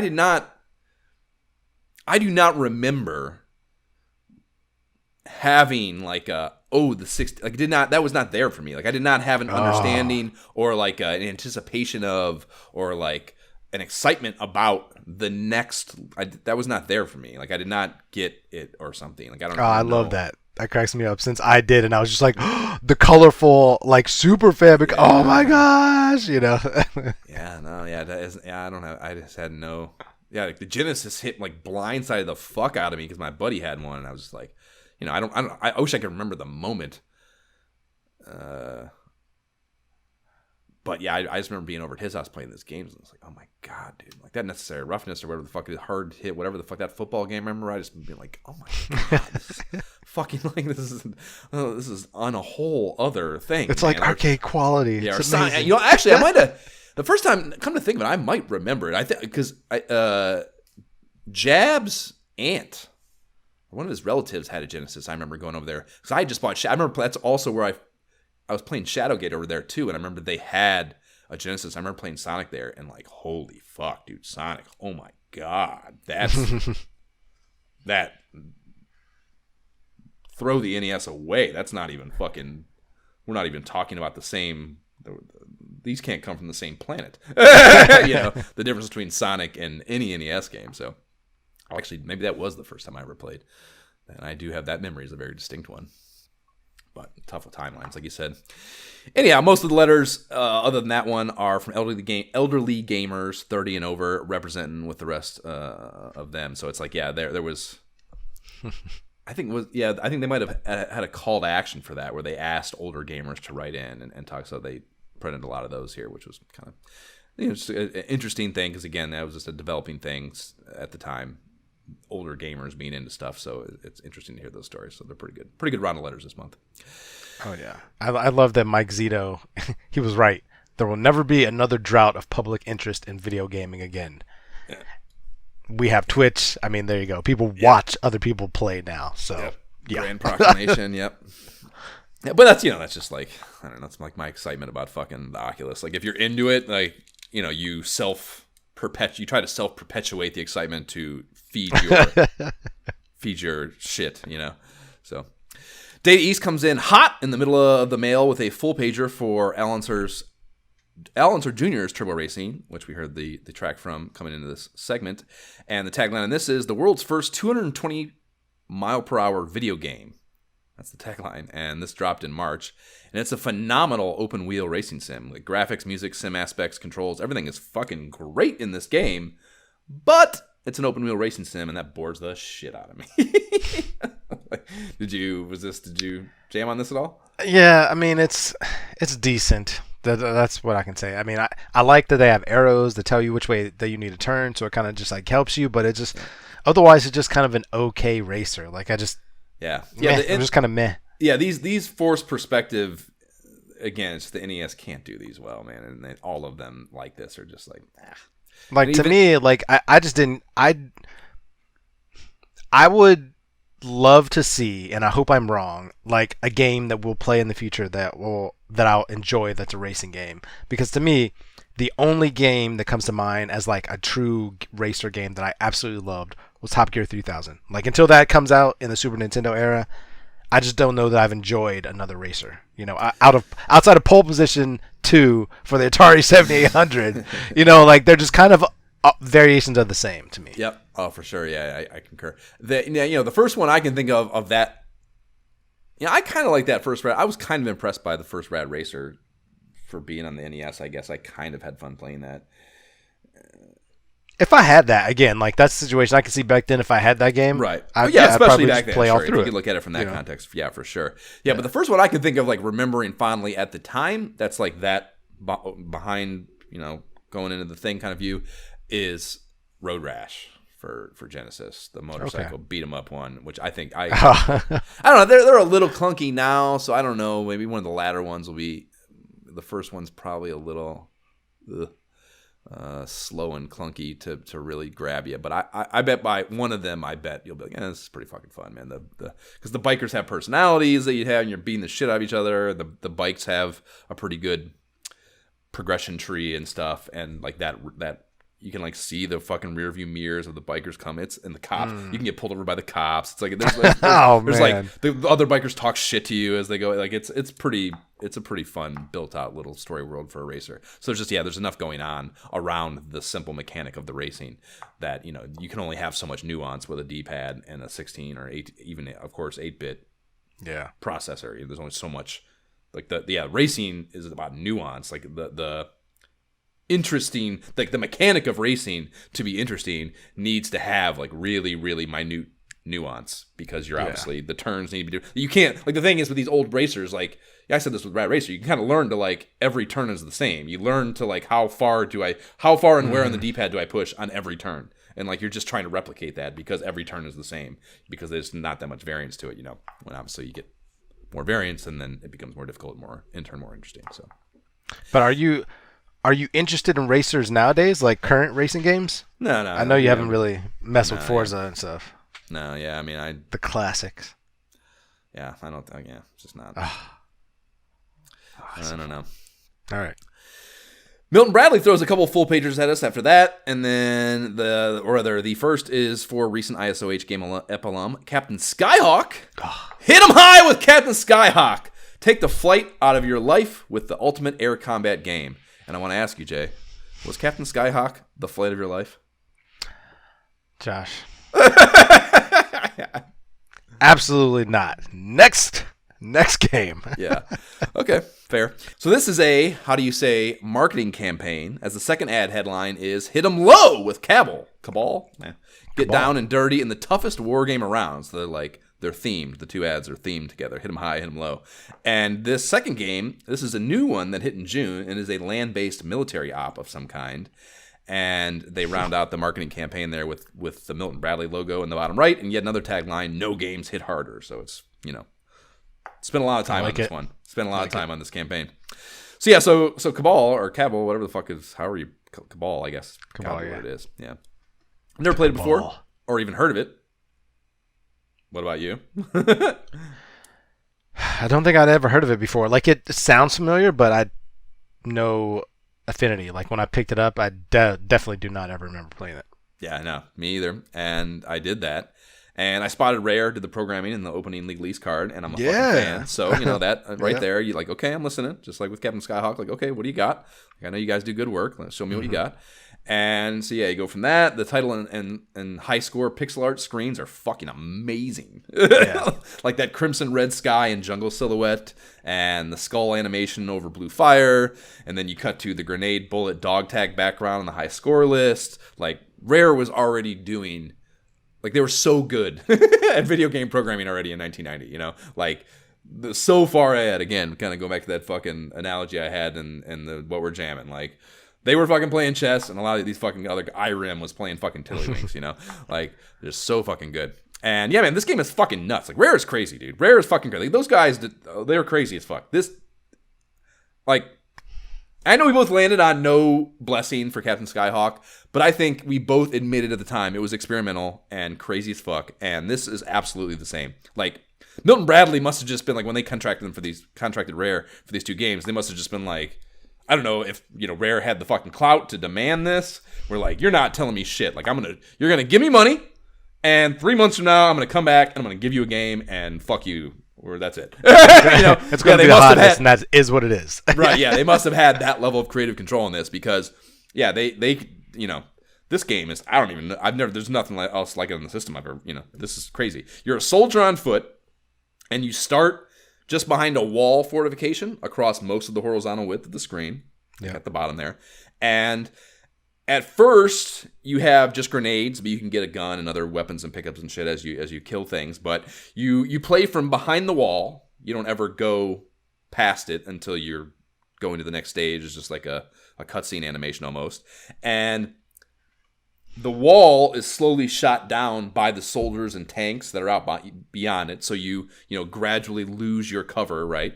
And you have to take down a non-stop onslaught of enemies while avoiding their return fire in like this also kind of forced perspective thing, and you are both controlling your dude who can roll side to side in addition to running, as well as a crosshair for your attack fire. And it's fucking bonkers, man. It's fucking bonkers trying to control these two things at the same time. It's and the weird thing is, in typical Rare fashion, I think, it's hard at first, but I did improve in the few attempts it took me to clear the first stage, which is, that's all I played. But, I got better at it in the few times, and I wanted to, kind of with Captain Skyhawk, I was like, this is fucked up at first, but, this is different. Let me see what's going on here, And, yeah, I mean, dude, fucking, I don't know, maybe 5-6 tries it took me to get out of that first level. And when that happens, your soldier dude goes absolutely apeshit. He starts waving his hands in celebration as he runs towards the horizon to the next area. And yeah, it's like a very fun kind of juxtaposing the very serious war themes in the game. And yeah, man, I don't know if it's a good game, but it is inarguably interesting. Yeah, kind of like with Mindell Palace. It's like, I don't know if I probably don't want to play this, but you have my attention. If you can explain to me how to get good at it, I might want to. Yeah, it's a funny, interesting war game with fun sprite work. Like, I was digging it. I would have to get a better handle on the controls. I also made it through the first stage after, figuring out all right, I gotta roll, I gotta dodge, I gotta throw the bombs, It took a while to get used to that, but I would need to look at the actual controls and say, am I missing something here? Like, how can I better, is it just me taking more time to get used to it? Right. But it could be fun, but I can't tell, Yeah. But I was having fun enough dealing with it. Yeah, that, the cross, it's got kind of, and it's like, if you think about it, it's smart. But the crosshairs kind of have this delayed react, and that's a big part of what you have to get used to. Is there's a delay, and they're trying to balance these, again, this bonkers combination of two things you're dealing with. You're controlling two sprites essentially with the same D-pad. That's crazy as fuck. So they're trying to make that dependable in some way or calculable, and you can run a little bit without changing your crosshair, so you can kind of move side to side and do the dodging you need to do and the rolling and stuff without necessarily totally throwing your crosshair where you're trying to shoot off what you're trying to shoot, you know. So it's a smart attempt to make that all work. I'm curious to know if that it ever really gets there. And the ad has screenshots showing submarines and jet fighters being battled and shit. So there's some variance in the, like, you're not just killing those soldiers in the one tank rolling back and forth. Like it changes and progresses you through the game. So that's also like Skyhawk, and or one of the appealing things I liked about Skyhawk was the variance that's in the game. So in the gameplay rather. So yeah, I don't know if it's super fucking interesting. And another I'm surprised, I guess, maybe that just like with Skyhawk, that I didn't have more exposure / awareness of it, you know, because it is so different. And it says like you can play with a buddy, so maybe, I don't know, maybe with 2 people it's easier. Like I don't know. Oh, I didn't even notice that. That might be fucking fun, dude. 2 players playing that. That might be really fun. It could make things a lot easier, you know. Right, exactly. Yeah, I'm curious, as you always are with those 2-player things. Like, does it scale or does it not scale? Difficulty / enemy sprite wise, you know, because if it doesn't, holy fuck, that's a huge help, because it is. I mean, like I said, the enemy thing, like we didn't mention it, but there's not like a number, at least I don't think. There's like a meter that you have to fill up that fills up as you kill things, which I guess suggests that it's got to be a number based thing, of course. Right. So maybe it is just a number you have to kill. I don't know, but you know, it's not like they're all on the screen when you start and you just kill all them and move on. It's like shit just keeps coming until that meter's full, however that's calculated. So it's a lot. Like, it's that first level. Kill a bunch of things, roll through the next part, kill a bunch more things, roll forward. Yeah, it was not. I mean, like a successful not dying and having to restart getting to that first stage still took probably, I don't know, it's hard to not be hyperbolic with these estimates, but, you know, a couple minutes probably for the first stage. Like, I can get to the first stage of Ninja Gaiden in less time, I think, you know. I think that says something, you know. Yeah, it's not easy for sure. Yeah, 2 players can make it a lot more fun, a lot more interesting though. Huh. The Cutting Edge now, and the Wiz is here to drop some knowledge on us about the Super Cartridge. And the company making this is Color Dreams, which is a really shitty game company developer for the NES. They made that Baby Boomer game, if you recall. Very sus. Yeah, that immediately makes them sus. Yeah, very sus. Yeah, when you're controlling the fucking baby just crawling back and forth. That was such a bad game. I can't recall that. The Super Cartridge is a game cart board with a built-in 8-bit microprocessor that pairs up with the NES's native 8-bit processor to theoretically arrive at 16 bits in the same shitty way the Atari Jaguar paired up 2 half-assed 32-bit processors and tried to pass itself off as a 64-bit machine, if you recall that story from gaming lore. So the Wiz goes on to explain all the ways in which it allows the NES to function at a higher capacity while still being level-headed, that it's still never going to hold a candle to the Genesis or TurboGrafx and like actual 16-bit machines. And I do agree that some of this shit sounds cool, like expanded color palettes, insanely higher near CD quality, supposedly sound quality output, a larger sprites are possible, and all this is expected probably for a price point of $60 to $75 per game, which again, it's so funny. Come on. Yeah, there's the $59.99. Maybe this is what I was looking at. was fucking Color. What the fuck is the name of this? Color Dreams. Yeah, maybe I was looking at their shit in the NES aisle, and that's where that's coming from. The games said to be coming down the pipe are headlined by a licensing of Hellraiser, and yes, we're talking about the Pinhead Hellraiser horror franchise, and also a port of an Amiga arcade title called Stormlords. And looking these up, I couldn't find either one of these games on the NES. I think that they never happened, and Color Dreams was full of shit, which is very, very believable. I could not find anything about the Super Cartridge myself when I looked. Yeah. And to me, like, it sounds just like another cash grab by a third party to try to, like, hey, cash in. Like, there's so many of these things at the time. It's kind of like, you know, just like there were for the Game Boy, so many add-ins, like, try to, obviously we'll talk about Color Boy, like real ones and things like that, but all these other ones that you just kind of attach, like, they might work, they might suck, you know. They might never come out at all, and somebody was just trying to make it work. Yeah, and you have to, it's questionable whether GamePro took money to have this editorial piece or not. It's kind of my take on it as well. Oh, man. There's, in the write-up, there's a title screen-esque pixel art rendition of Pinhead and some Hellraiser title treatment shit happening here. So, like, It looks real. Yeah, exactly. Yeah, there's at least like I don't know. I guess it's not hard to make pixel art. It doesn't mean there's a game after it. So, but they got that far, so it's not like they were working on something, right? Yeah, trying to cook something up. Yeah, doesn't even look. I wouldn't say it even looks particularly great. Like the artwork. I mean, like it's not bad, but it's not.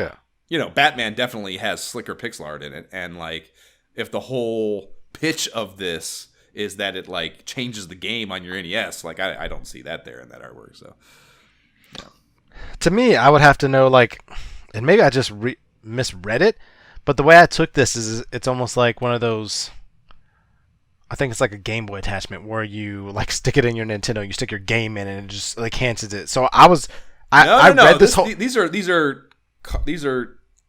there's like a type of, like, the games come on this new cart, like, the board inside the cartridge of the game. Oh, no wonder it didn't come out then, because I even misread this whole thing then, because I thought this was going to be like an attachment. You're using this, yeah. Like I want to see the comparison between normal Hellraiser and now the boosted Hellraiser. Like if you're just making extra, like whatever. Yeah. These are supposedly game cartridges that are like operating at a whole new wavelength. Well, then to me that was even less clear because from there, we get 5 pages of ad action that gets us to Hot at the Arcades, and this is a bunch of Vic Tokai shit that we've seen, but in the ads, but also our very first glimmer of Sega Genesis action that's in the mag here, or in this issue rather, a company called Trico's full pager for Atomic RoboKid, and it's a side-scrolling arcade shooter of the flying variety. Dropped at some nondescript time in 1990, so it's fair game, and it probably sucks, but I wasn't familiar. So I fired it up, and I was wrong rather. It wasn't new. I had the ROM, had played it, and fuck this game. You like this game? You were shaking your head in excitement. You like this game? Yes, Josh. What are you? I don't understand. But are we talking about the same game? I'm talking about Atomic RoboKid from Treco. That is the game I'm talking about. It's a Sega Genesis game where you're flying around in a robot, but it's a flying shooter, and yeah, man, I enjoyed this way more than expected. Like, I actually gave it a couple tries at first. I'm like, what is happening here? Obviously, you're, like, leveling up weapons. You're getting different weapons. Like, I don't know. It's one of those games that the kids crowded around and were watching me play and were fascinated, too. And it just... I don't know. I'm surprised that you don't like it, honestly. This is at the arcade? You mean this was an arcade game? No, I mean, just, like, when I booted it up. Like, yeah. Oh, you're no, okay, yeah. I thought you were when you were a kid, kids crowded around you then. No. I mean, like my kids. Copy that. Yeah. Just because they were so fascinated, and like we were talking through strategies of how to get through certain places, like with the different weapons, and I was picking up like it's. I don't know, man. I don't know how much you played it before, but this. I fired it up again. Like that's how I knew that. I was like, oh, I did have the ROM, and so I don't know. Man, I didn't play it too long. So maybe not experiencing the upgrade tree. Maybe that's what soured me on it. But I didn't do it for me. The arcade highlights are all Sega as well. We have Shadow Dancer and eSWAT, and Shadow Dancer is the new Shinobi joint, and this time they've added a dog companion for Musashi, and I like dogs, so okay, I'm listening. And eSWAT is what you'd expect. It's some tactical cop shit that and I know for a fact I didn't ever play either one of them, or I'm not even sure seen them. I suppose I probably saw them, but didn't attract my attention enough to even think about playing. Yeah, none of them are memorable. They look like what you'd expect from Sega arcades. Like if I'd seen them, like I'd probably play Shadow Dancer. If it's funny. Yeah, like we talked about it obviously with the Revenge of Shinobi episode. Plenty, I'm sure. I don't recall every word of the fucking who knows how long that episode was, but I missed that Shinobi boat entirely. So seeing them in arcade would have done nothing for me. Like not conjuring anything for me. Now that I've done that Revenge of Shinobi thing and had that dive into it, like seeing one of these in the arcade now probably would make me like, I'll try the arcade one now just because of that level of familiarity, So I'm sure. I mean, Sega was fucking fantastic arcade developer, so I'm sure. Oh yeah, it's fucking incredible, by Shinobi standards, Shinobi gameplay style standards. I mean, And for that, Vic Tokai just won't fucking go away as they next drop a new Game Boy accessory, the Light Boy, on us with one of the creepiest ads I've seen in one of these mags. It is a kid in the back of his family's station wagon, driving on the highway at night, playing his Game Boy, which requires this device to light up, that shitty screen devoid of any backlighting, of course. And that's all fine and dandy. Light, like the thing, even looks like it might work all right. Like the device looks like it, whatever. But the kid looks like a deranged marionette doll, and it's going to give me fucking nightmares. He does though. Yeah, he looks like a fucking he looks like he'd be in a goddamn Insidious movie or something. Man. It's fucking terrifying. Like why? Like take the game away immediately. What? What are you doing? What are you scheming? That kid is not coping well with that. Just get it out of his hands. And get him fucking buckled up and keep an eye on him. Like why is he like in the trunk part of the Volkswagen? Just roaming around. Yeah, that actually, I didn't even think of that. That's so 19. On the highway. Yeah, exactly. Yeah, they're on a fucking highway. Yeah, in the fucking California. Yeah, it's so, I don't know, just late 80s, 90s. It's like no regard, like fucking... You fucking get banged around back there, like kids are malleable. They bounce like fucking. If you either make it or you don't, like we'll find out. We'll find out whether you got the genes to make it work. You're fucking Darwinistic as fuck. Like, even with your own child tribe, just like the ones that are supposed to make it will. Oh man, the funny thing about this, minus being all the way in the backpack. Is that I 100% had a Light Boy in the backseat of my parents' car on long family drives. 100%. And it was just like a lifesaver. This exact one? This exact, like... Yeah, I think it was this exact... Because I was thinking, I'm like, was it a different brand? Like, exactly. There was definitely more than one. Exactly, yeah. There were so many of these. I had one that was like... it was gray, and it slid over the top, and I remember that being stupid as fuck because you couldn't change the game with it on it, and that was so dumb to me.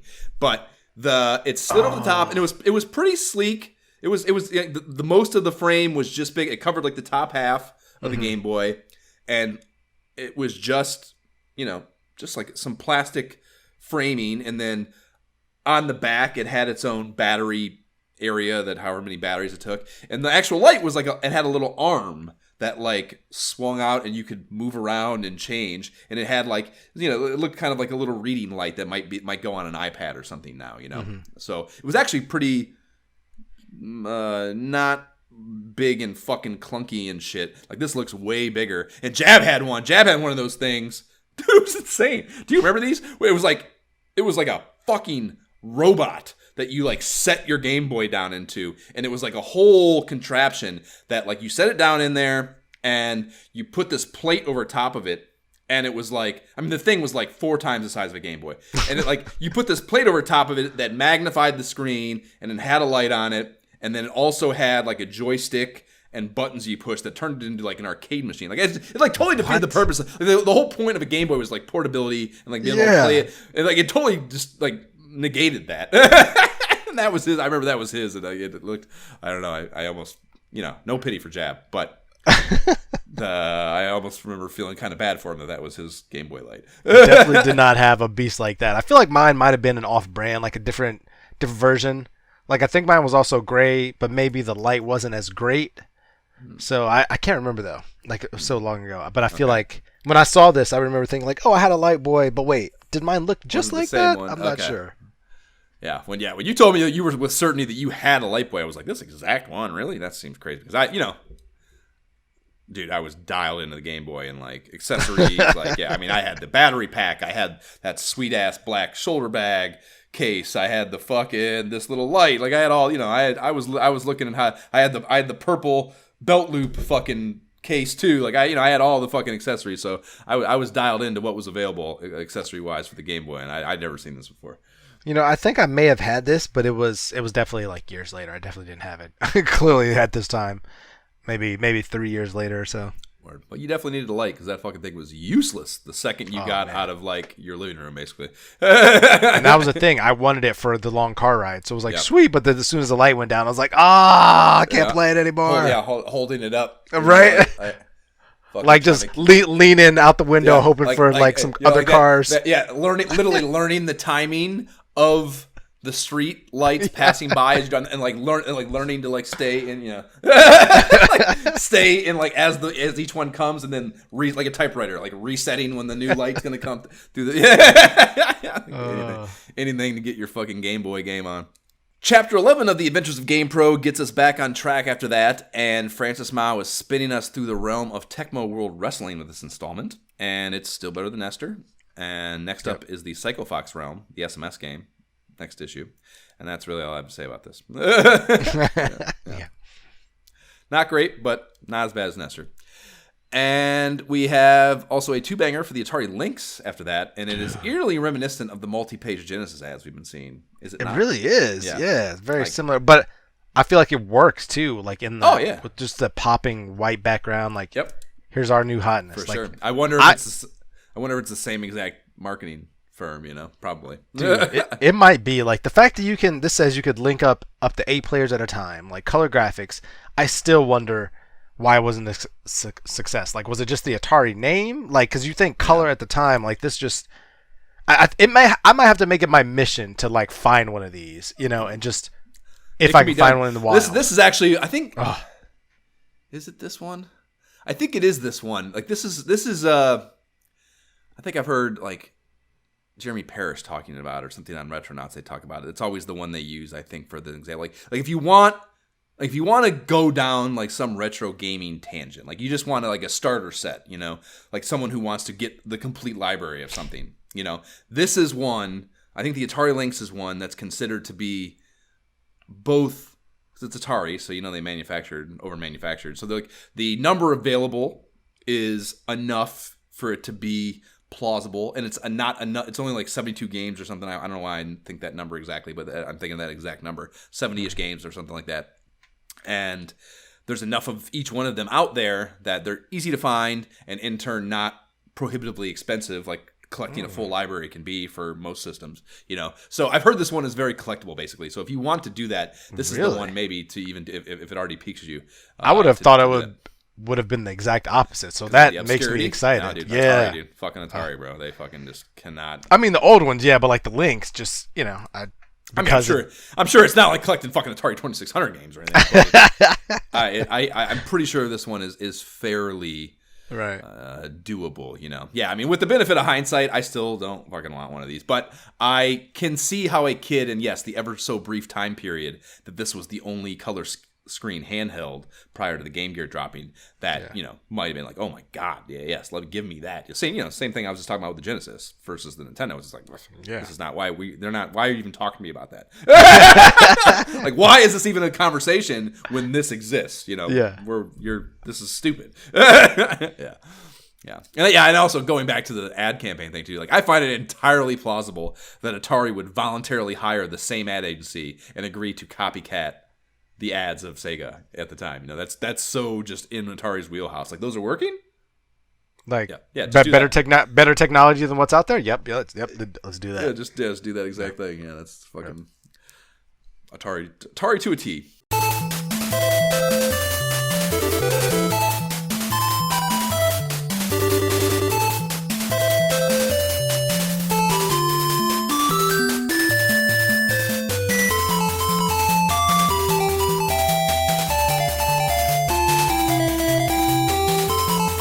That is the Astyanax on the NES's title screen theme. And we are now blasting into the NES Pro Views, where we start with a 3-banger on ISOH Game Up alum Super C. And the final boss screenshot is flipped backwards on the horizontal axis, a myriad of it basically. The boss is on the left side of the screen, and everything in Super C moves left to right. So that is wrong, and that is the biggest takeaway I had of that little feature. The MSRP is $43.95, which is crazy to me. Such an expensive game. It's not expensive. It's $20 cheaper than it's supposed to be in my mind. I'm telling you, $43.95. Your sense of video game prices at the time are so off, dude. Like $43.95. I don't know. Yeah, I guess the Genesis game. Where you get to the few that Sega actually bothers to give us the MSRP on, which is rare, but the TurboGrafx. In fact, I think the Sega ones might not even be in here. I think the TurboGrafx ones give some context to what they're charging for the 16-bitters, and yeah, those get pretty fucking pricey. Those are even more than $60, $70 in some cases. It seems astronomical. Yeah, I mean, it is, but I mean, video game, it's just fucking. That's what it was. That's the economy, Jay. Yeah.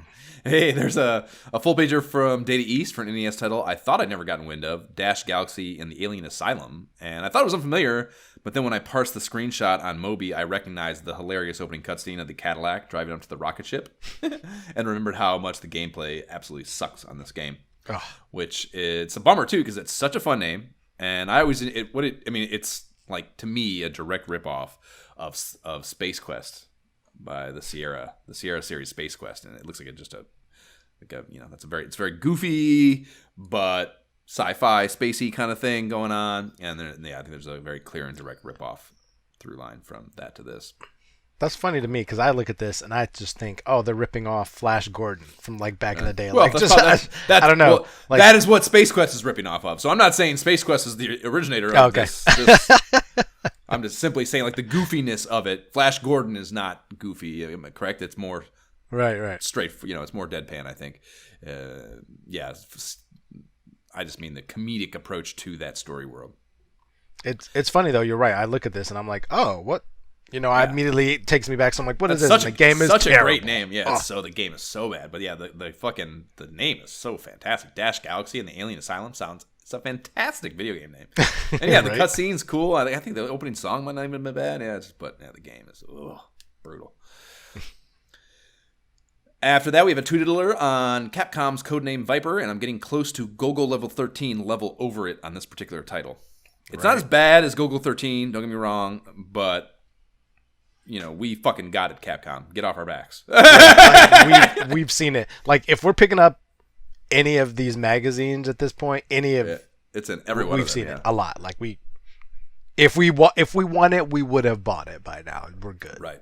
And I know it's Capcom, so they think their shit doesn't stink, but the MSRP on this is $49.95, which is fucking ridiculous. This is more than Super C. Yeah, exactly right. To see just after Super C, like, you're charging shit. That's 20% more. Get a fucking grip. Get a fucking grip. Yeah, not 20, a little less 20%, but still, fucking whoa. No, thank you. Yep. Two more two-pagers next. After that, we have Milton Bradley's Abadox and Jalico's Astyanax. And what the hell is it about the letter X in an NES game title that just turns my brain off? Like, these might as well be the same game to me, even though one is in space, it's a space shooter, and the other is a medieval fantasy platformer. Like, either way, we've seen them, and I don't think they're fun. I'm guessing that fucking screenshot behind you makes you say otherwise, Jay. Yeah, I mean, they both had, like, a lot of fun copy, like great artwork. So, and whenever it's all advertising, we know that, right? Like, the letter X is one of the least used letters, I would say, in the English alphabet. Right. So if you're going to throw that in a word, it's like, oh, what is Astyanax? Like, Abadox. Like, that sounds spacey. Yeah, you're not getting me. I've worked past that. Fucking assholes. I don't know, man. I had a bit of fun playing Astyanax. Like, I'm not gonna lie. I think I did too because I mean, that skeleton looks cool. Like, it's just the controls for that are problematic, are they not? Is that what I recall? They're okay. Like, I didn't have a bad time with it, but I didn't play it long. It was just kind of like, okay, I kind of had fun with this. I would say, yeah. I mean, Abadox was way worse than. I'm not saying they're equally bad, and Jalico in general does, I think, good work, especially those sports titles are all pretty good, so yeah, I mean, yeah, it's I don't I'm not suggesting it's a dumpster fire, but I remember the controls being a little like Abadox, man. But Astyanax, I had fun playing that. Could be fun. Yeah. The Adventures of Lolo 2 gets a page. After that, MSRP on this, I mean, if it wasn't such a great game, we might be getting to Golgo 13 level with that too. But it's such a cute and good game that I refuse to get upset about it. And it's a very also palatable $38.95 MSRP wise. So absolutely. Yeah. And I played this way too long again. And this time I actually looked up to see because I was stuck on level 3 or 4 or something like that, And And I finally looked up and I was like, wait a minute, I didn't even know I could do that. Like it was one of those kind of things. Right. And so I played it for so long. Yeah. It's so good. I feel like it has to have been covered in this mag already, though. It hasn't, I feel like they have to have already done a pro view on that. I do not believe that it has not appeared, and it's tough because that HAL ad is so fucking prolific. I think maybe they just went heavy on the ads before, so they didn't really. They never did anything in depth. They were just like, it's Lolo too. Like, here's the ad. Yeah, we both fucking love this game. Maybe we should just fucking game up and stop fucking around. It's fucking it's a great game.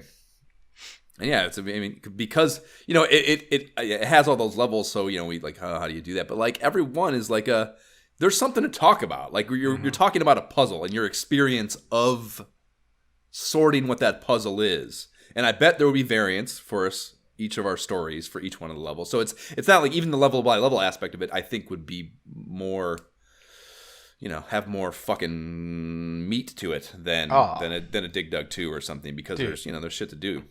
So. As you were talking about that, I'm thinking about the last level I was on and how I still have a save state there. And I'm like, did I ever get that? No, I didn't finish it. Like I thought I had it mapped out all the way, but I didn't quite have it mapped out all the way yet. So I told you it's still in progress as my airplane game. Nice. So I'm technically mid play too. I don't remember. I'm pretty far in it, dude. Like I'm gonna say like. Level 3, 4, or floor, because it's like I think it's floor. Oh yeah, that's floor, right. And then there's 6 stages per floor, I think it is, or 5 stages per floor maybe. So yeah, I'm on like 4 or 5 or something. Like I'm pretty far into it. Yeah. So I played the fuck out of it. Maybe the Mongoose, which is a new GamePro writer name I dig quite a bit, brings us a page on Taxan's Barai Fighter, and nope, all set on this game too. And $40 even on the MSRP. Fucking weird. And Squaresoft's Rad Racer sequel is last in the NES lineage. We've chatted this up already. Very samey as the first one. Both are pretty good racers, but I don't know, man. I don't know about these. Yeah. MSRP is $44.95 here, which it's especially for the sequel of like that's rare too. This is a rare game. So, or wait, no, Squaresoft did this one. Rare did the first one, I think. Am I making that up? Maybe Square. No, I'm not sure. This is Squaresoft. Yeah, well, this is definitely Squaresoft on this one, yeah. But did Rare do the first one? I don't know. Either way, Squaresoft isn't bad either, as far as developers go. And it's, like I said, it's not a bad game. I just wish they had done a little more to differentiate it from the first one. I think it would have made this more appealing to talk about. Yeah. I feel like the music is like I feel like they made the music less interesting. If I recall correctly, there was something about it that was like, oh, this is worse than the first one. I can't remember what it was. That's not a good sign. Yeah, exactly. Yeah, step backwards. Not the way to go for a fucking sequel that's already samey. We get a new Tecmo ad before turning the page to our Genesis Pro views, and it's another one from their "Look how big my dick is" advertising campaign. They award themselves the Best Sports Tecmo Bowl and Best Martial Arts Ninja Gaiden Game of 1989 awards, and I'd like to know who is the governing body giving out a Best Martial Arts Game award, by the fucking way. like who is doing it? And they're not. It's just them declaring it. Don't look for an answer, Jay. There's no answer. It's just a fucking ad. Right? But that is the answer. It is just an ad, because if you look at the bottom, it says Tecmo advertising ... Hard to beat. Yeah, so I'm like, oh, so was it your ads for Tecmo Bowl were best sports ad and your ad for you know what I mean? Ninja Gaiden's best like martial arts ad? Right, yeah. Okay. You know what I mean? Yeah, just fucking blowing smoke up your ass. Which it's funny, it's like it's almost self-aware of that though, I feel, I almost think it needs to be commended of how self-aware it is that it is overly boisterous. It's not, it's not oblivious and just saying these things. I think it is trying to be what we are perceiving, which is decent advertising. Exactly. As opposed to at least not bad advertising. They're also declaring the 1990 candidacy of Bad News Baseball, Ninja Gaiden 2, and Tecmo World Wrestling for their awards, the same awards this coming year. And Gaiden Deuce Deuce is definitely the forerunner for Best Martial Arts Game of 1990, I guess. So they're right about that. And that's unless you count the arcade. And that new Shinobi arcade joint is probably more lit just because of how much further ahead the arcade machine was back then. But as far as console stuff goes. Although even Genesis, I mean, yeah, maybe not actually. Come to think of it, because of how far ahead the Genesis is, of course. And then we get our first Sega foray, and it's a 2-banger on Sega of America's Moonwalker. And prior to reading this,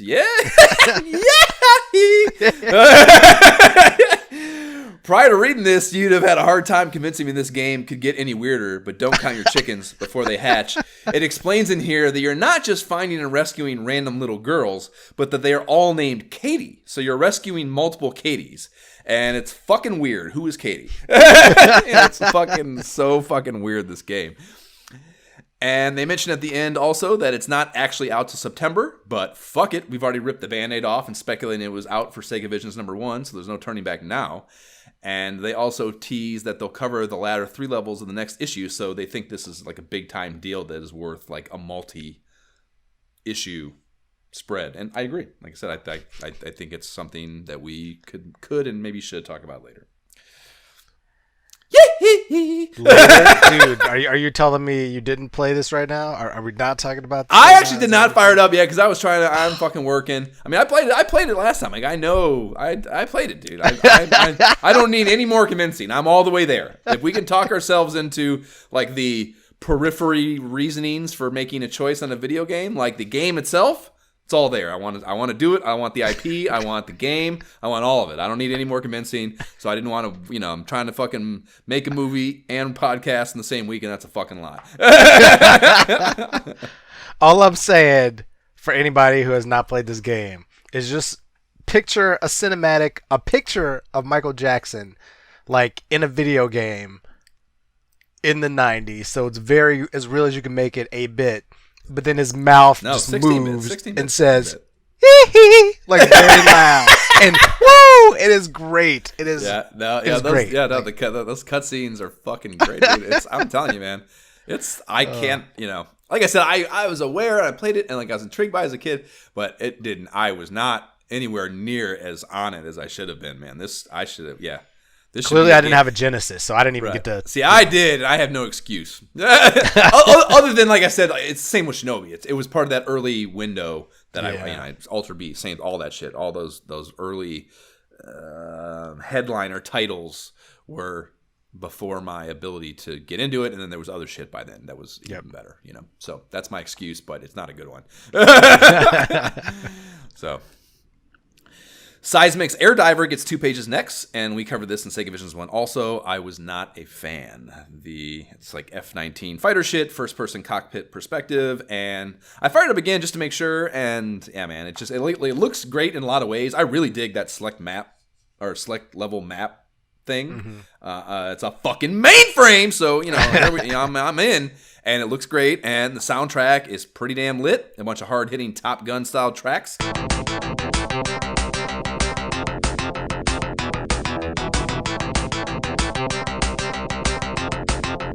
Speak topically. And it all has max level Genesis tinniness to it. It's fucking great. And the actual flying gameplay is super choppy and meh, though. It does there's that type of game again. It's just it's actually not dissimilar to the problems on those early Road Rashes. Like their first Road Rash, there's not enough frames for like what they're trying to do, and it hurts that kind of gameplay tremendously, I think. Dude, I wanted to like this so much. Really badly I wanted to like this, because you're right, it looks really great. Like from a flying flight sim type of thing. Like I thought the fact that you can see so much of cockpit would bother me, but I actually like it. But it still just feels, I don't know, it just feels clunky. It doesn't, it doesn't work. It's a little reminiscent to me of, I think it was the helicopter one. Not Tiger Heelys. I want to say that's not fucking right. Thunder Chopper or some one of those like that. And it's just like you're flying. It's like it's good. Like and you're flying that. But it's just like when it really gets cooking. There's just not enough. It's not refreshing fast enough to. Yeah, to you can't really catch the enemies. You're like, why is it not? Yeah, it's just. Yeah. MSRP is at least for Genesis a lowly $49.95 though. Same price as what the fuck was it? Which Aston X? Or no? No, it was the freaking one that we hate. Oh, Codename Viper. Yeah. Codename Viper. Yeah, same SRP as Codename Viper. So yeah, Codename Viper thinks they can charge the same amount as even a bad Genesis game. They cut it down to a one-pager for that puzzle game Shove It, covered before, and then logically drop in the Genesis Does 3-page ad with the endorsed sports titles, Spider-Man and Moonwalker, before turning to their token Master System game for the issue. And this is, yes, the cover mention of Alex Kidd in Shinobi World. And do what? This is another... So, yeah, I mean, they have, all these fucking... It's another one of those attempts to make a mascot out of this Alex Kidd character, right? And they're mashing his action platformer bullshit up with ninjas and trying to brand it as a Shinobi thing, even though there's nothing Shinobi about this. Like, very tricks are for kids graphics. Last time, the rabbit was in Tricks Land, where zillions of other rabbits offered him sweet, fruity tricks. Have a bowl. At last, sweet, delicious tricks. The fruity part of my complete breakfast. Wow, delicious, yummy, awesome, stupendous. Huh? Hey, Rabbit, can I have some too? Silly kid, tricks are for rabbits. Tricks are for rabbits. Tricks are for kids. Tricks are for kids. Silly Rabbit. A rabbit can dream, can't he? Oh yeah, IP mashup. Let's do it. Yeah, this dropped in June, so it is. This gem is fair game to play, and you can't tell you how much it costs because Sega just can't figure out how to relay that complicated knowledge to journalists. So there's no MSRP, unfortunately. But I fired it up anyways, and I don't know if I was drunk on wine, man. Which, granted, I was drinking when I played, but I think I enjoyed this. I think I enjoyed this fucking game, and yeah, like, did you play it? Yeah, so I was not... I don't think I was drinking when I played this game. But I definitely was drinking when I was going through this magazine, so it's possible. But I also enjoyed myself playing this game. Like, the kids were watching me. Like, it has cute sprites. Obviously, like, the music from it. Like, it's... I don't know what it is. Like, clearly because of Alex Kidd, and like we've seen Alex Kidd in all his other exactly. worlds. Yeah, I'm sour on it for sure going into it because of that. Yeah, the IP is like, ugh, I wouldn't even off. played it. But like Shinobi, you're like right, throwing yeah, Shinobi. Like, then I'm like, wait, what? I need a fucking explanation immediately. Yeah, like I don't want to play this, but I can't go to sleep tonight if I don't find out what's going on here. Yeah, that's what got me. Yeah, I had fun. I don't know what to say. Again, this is the second game where the kids were crowding around me like, what is happening, Daddy? Like, whoa, what? And it was just, yeah. Yeah. I thought the controls were good. Like the hit boxes, which is critical for these like smaller sprite action platformer deals. Like the hit boxes get weird. Like even like if you remember, Wonder Boy was fucking weird. Yeah. That was a great game. Wonder Boy 3. I mean, I thought that was a great game, but it was still a little weird on the hitbox front. So yeah, it was pretty good with that sensibly, and the flow of the gameplay made sense. Yeah, I mean, I think it might be a good platformer, which is like a game app is probably tough. Like. It's got that weird SMS vibe going on with it for sure. That like I think to date we still can't put our finger on exactly. It's color, like the color palette is weird, and something about it is fucking weird, and it is hard to like dedicate yourself to for a really long period of time without like Wonder Boy's level of complexity. I think it's like the simpler SMS games are really hard to stick with. I find so I don't know about that, but it's nowhere near a bad game for sure, So that's interesting because I definitely thought we were done talking about SMS games that are even vaguely viable. I was confused for a second. I just assumed it was Genesis. I had to like do a double take. Like, wait a minute, we are no, this is Sega. Okay, so we're back on SMS. Mashing them. Okay, all right. Yeah, let's new title. Yeah. So yeah, I mean, yeah, it's it made me like.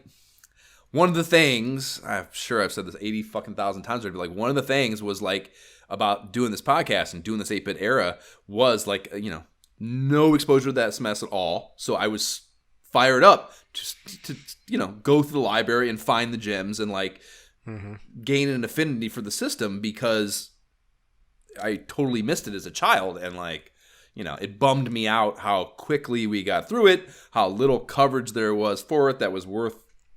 I'm not even like. Here's the thing. Like, yes, we've kind of lived that whole era already with this pod. I don't know how many Like, I'm curious how much of the, like, I'd love to know what percentage of the library we actually got exposed to and tried, because there's just not much literature on it. You know, it's subjugated immensely in GamePro. By the time GamePro comes along, they didn't have any real proprietary mag. Those newsletters are bullshit. You know, they're like fucking 8 pages, so there's nothing in there, and they're mostly focused. There's no, you know, not that there was a lot of third-party titles. I think most of the shit on there is from Sega of America, but whatever the case, like, you know, I just feel like there's probably a bunch of games that are decent that we just don't know about, you know, and that, like, the idea that we were done with SMS entirely and so little of that happened for me was kind of a bummer for me. So I was mildly happy to see a game for it that was new that I was not totally turned off on, you know. So that was kind of encouraging to me. So I was happy about that. Yeah. But it would be hard to play an SMS game, I think, at this point. A couple of TurboGrafx games are next. A sci-fi shmup called Cybercore and a side-scrolling war platformer titled Bloody Wolf. And there's periods between each letter on Bloody Wolf, despite the fact it can't possibly be an acronym that long. A heart to POW, I'm thinking maybe is what they're going for there. I don't know. But the MSRP on these fuckers is steep. Yeah, they're $61.99 and $69.99 respectively. And yeah, that's steep. But I mean, they're 16-bit things, man. And like, yeah, in NEC, I think, and this is part, I don't think we've discussed this point, and it's just occurring to me. Like, I think the reason it's so foreign to us, because this was definitely a rich kid machine, you know? Like, all the pricing. Like, remember that fucking CD fucking thing was like $9,000 or something, you know? Yeah. Like, unbelievable. Yeah, and like, I think the system was like $600, but it was like way too pricey too. So yeah, I just think generally speaking, this is just, for whatever reason, I mean, you know, I'm part of this technology, I'm sure, but, you know, Genesis was doing comparable / equal things, and they didn't have to price everything like this. So I don't know what's up with that.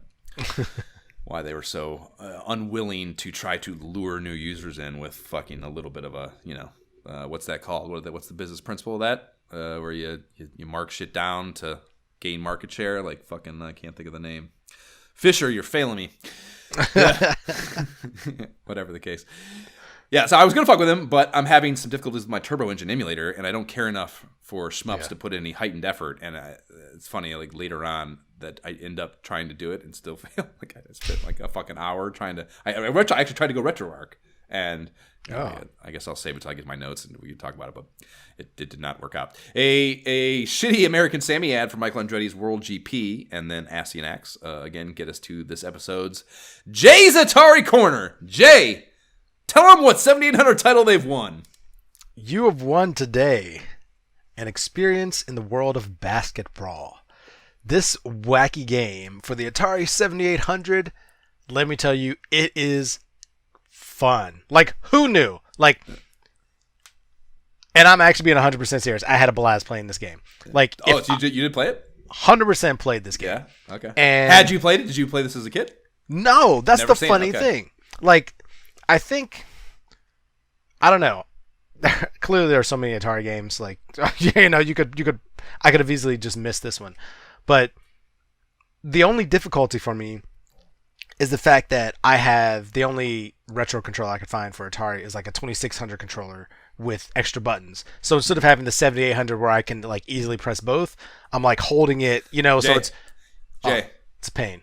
Have you looked on the internet? Because I bet the internet has that. I haven't looked again. When I looked before, there was not. I could only get the. There's no fucking way, Jay. Are 100%. You insane? That is a USB. Are you out? Well, you don't even need to get USB. I'm sure there's an adapter for it. We'll see. Yeah. Regardless, I'm sure it's doable. You can't just buy 7800 controllers. Anyway, if I went all in like that, but you can't. Look at eBay right now. But you can't. I can get you a 7800 controller by 3 p.m. with green nail polish. I can make it happen. But yeah, this is surprisingly fun. I played several games with it. Like, you are quite literally running around punching people. Dude, playing I want to play this. basketball. I fucking love Arch Rivals on the NES. I want to play this. Did you not play it? Did you not play I it? don't have a 7800. Well, I don't know. Maybe that. Atari. I don't know if that is only 2600 or I can do 7800 on there too. I don't know. Dude, like I definitely RetroArch. don't have a 7800 controller, and I don't want Like one. all I did is RetroArch, drag that bad boy, drop it in RetroArch, boom. Like it was surprisingly fun. Like there's different courts, the players have their unique characteristics. So the first time I played with like a bruiser person, and they were like pretty slow, but I could dunk well, but like I couldn't run fast. But then the second game I played, I chose somebody who was like fast, and it was much more fun because then I could like sprint down a court, knock you down, take the ball. You know, it's a lot. I don't know. It was far more fun than I expected for a freaking Atari 7800 Yeah, I mean, it looked basketball like game. Conceptually, I can't believe it. clearly technology-wise, it's probably not as good as Arch Rivals on the NES, I would guess. But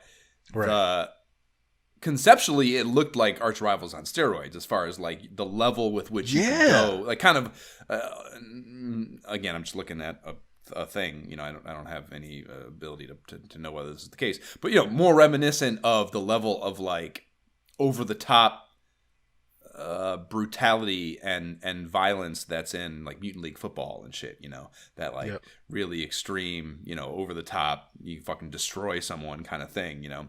Because I think it said you could like, I think I remember reading you could knock them out. You could like literally knock them out. You could hold down the button and do different. Yes, it's you can do more than I would have expected for an Atari game. To be completely honest, I did not expect that. That's cool. Yeah. I would have expected like a Nintendo game for sure. So the fact that it was on Atari, I would have loved to have this as a kid. Like when I was 7800, would have loved it. No, it looked fun for sure. Yeah. So game sounds good, but how fucked up is the Game World description? Verbatim. No, you didn't misunderstand me. Lethal weapons are an essential part of this rough and tumble b-ball game. The mayor's big plan to help curb inner-city gang wars. So, the mayor's solution for gang wars is to give them lethal weapons and just let them kill each other. Like, what the fuck, man? What a crazy... Right? Just such a different time, man. Such a different time. Oh my gosh. You get incinerated for writing that. You would get incinerated for writing that in 2022. So insane. $24.99 MSRP on this, so fairly priced. Half of a Codename Viper. Probably way better. I'll play this any day over Codename Viper. Yeah. After that, we have Quickshot's Python joystick ad, ushering us into the Game Boy previews, where we get our cover feature payoff. And I love this artwork, dude. And I dig what I'm guessing is more of the comic book styling for the Foot Soldiers design, which I had never really seen. I mean, like I said, I perused that very first issue, and I don't remember. Maybe they weren't in there. I don't remember seeing this design of Foot Soldiers before.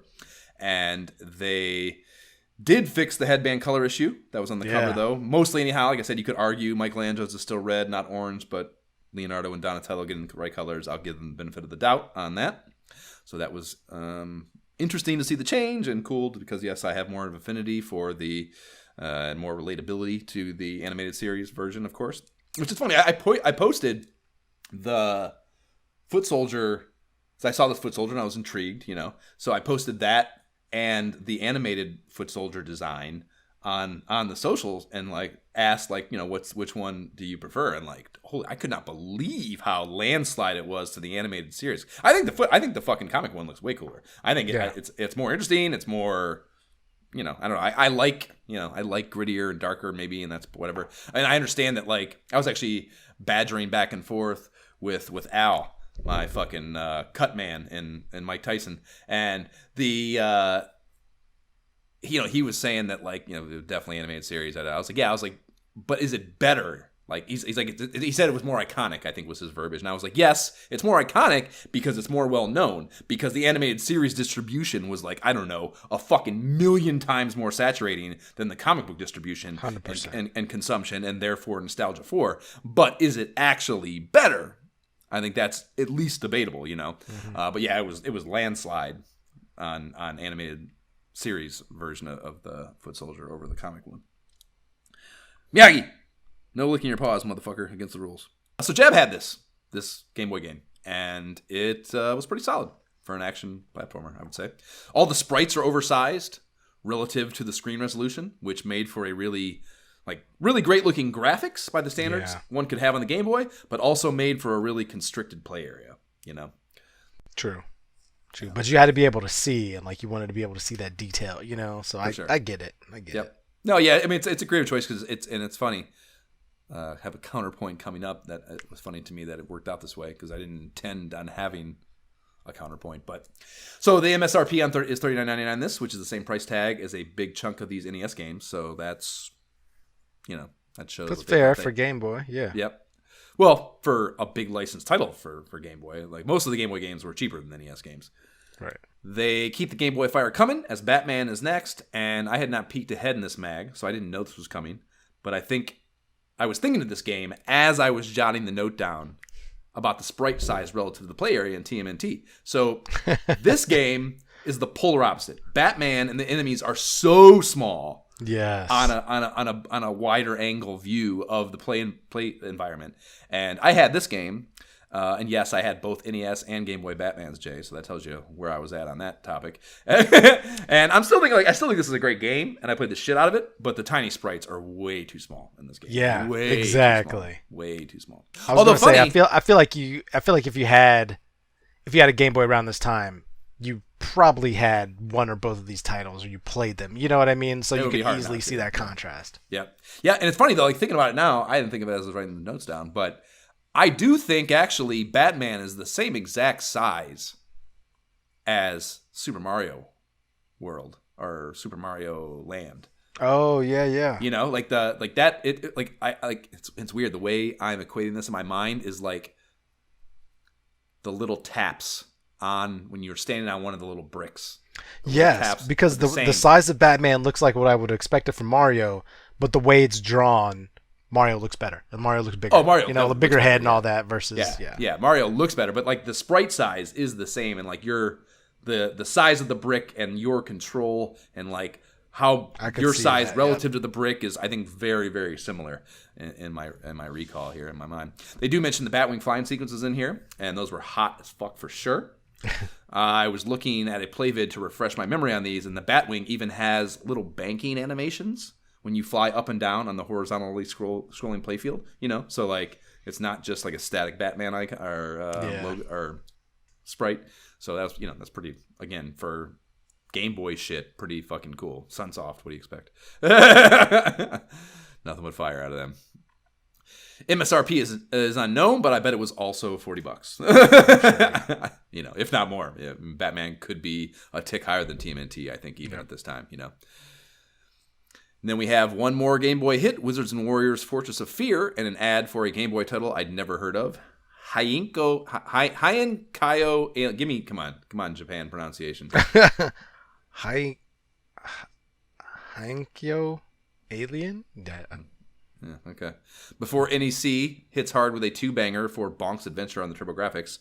And I'd never really played this, but looking at the screenshots, I will absolutely concede that it looks fucking awesome. Like, these screenshots are awesome. The large sprites look incredible and really cool and creative. Like, that tractor head, the boss in the bottom left shot, is fucking wild and cool and original. Like, that looks like some shit that, like, one of the talented artist kids would have fucking drawn on their Trapper Keeper, and had, like, slid into the thing. Like, that looks like a dope-ass piece of, like, really creative art that would appeal to a child, So.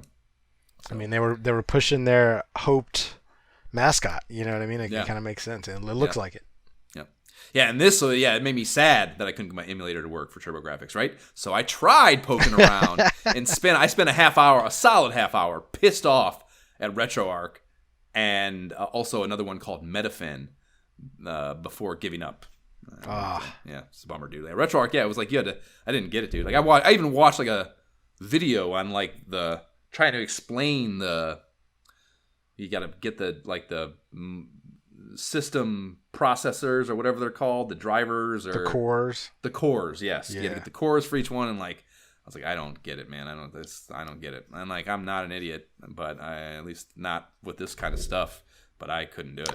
That's unfortunate, man. Because Atari, you just like Atari 7800. I would love to consolidate them all. Yeah, because I have a fucking Atari, Nostopia. Yeah. I got all these different emulators that I would love to just click on one icon and make it all come up. And I know it's like a shell, so you can you do the art, and you can do a little bit of like, it's kind of like a little bit of a organization jerk off game to some degree to build all the art in, and like it's kind of like when people talk about building out their MAME libraries, like all the extra work you got to do to build in the metadata and stuff to really make it the way you want it. It seems like it has that customability that I would really enjoy actually, but yeah, I couldn't the back end of it, I couldn't figure it out. I couldn't understand it. So I'll listen to, if you have a simpler explanation than this video could give me to get it fucking up and running, I'll listen to it, but I couldn't do it. We'll take that offline, Josh. All right, yeah. These things. This episode is already going to be about 5 hours, so it's a good thing that we aren't doing that also on here. So we move into SWAT hot tips. After that, they start with a 2 full-page deal on Kung Fu Heroes, and this is way too much Kung Fu Heroes. Right? I'm like, why are we? Why are we spending 2 full pages on fucking Kung Fu Heroes right now? It's fucking crazy to me. Yeah. I think I recall you being a little bit digging that game, but I was not much of a fan. Well, this game was okay, but there was different Kung Fu games that I liked more, for the NES. This one's alright, though, but just, I'm not interested in playing it like this, or reading tips about it. Like, it's not that serious. Yeah, they've all set up tips. I'll sell your tips. From there, we have a Phantasy Star tips page. It made me overwhelmed by the idea of playing Phantasy Star 2, looking at that page of Phantasy. Like, it's just like, it looked like, I don't know, the things they explained were like, it sounds so big and sprawling, of a video game based on the things that they're talking about here. Because the tips are not necessarily, they're not like these other like codes and shit. It's like, like shortcuts of like trying to make the game less fucking of a chore, so that's not the best indicator of the game being, especially from today's perspective, really playable. But oh man, every time I see it, it makes me want to play it. I see Phantasy Star 2, I'm like, it just like I'm not saying we're not going to play it. I'm not saying we're not going to side quest this. I'm simply saying it gave me a little bit of fucking retro anxiety. I played that first Phantasy Star on, I did that, and like that was such a fucked up experience because of the amount of time we tried to do it, and that like I got like Phantasy Star PTSD. So. I'm like a little fucking. That's fair. There are a ton of ads in this section as well. There's an LJN one for the Uncanny X-Men on NES, and I'm not always on the fuck LJN train, but I am full steam ahead on fuck LJN for this goddamn atrocity. And I do love the ad, though. That's probably my favorite X-Men team ever. I've said that before.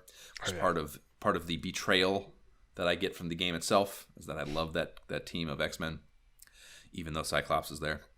So much hate. Yeah, and I also dig the new Koei ad for their strategy joints, new Nobunaga's Ambition, Romance of the Three Kingdoms, and a new one that just dropped, Genghis Khan. And I bet they don't account for his joining up with the Gyrusians and their conquest of the solar system in 25XX in the story of this game. And you better recognize Koei. After these messages, we'll be right back.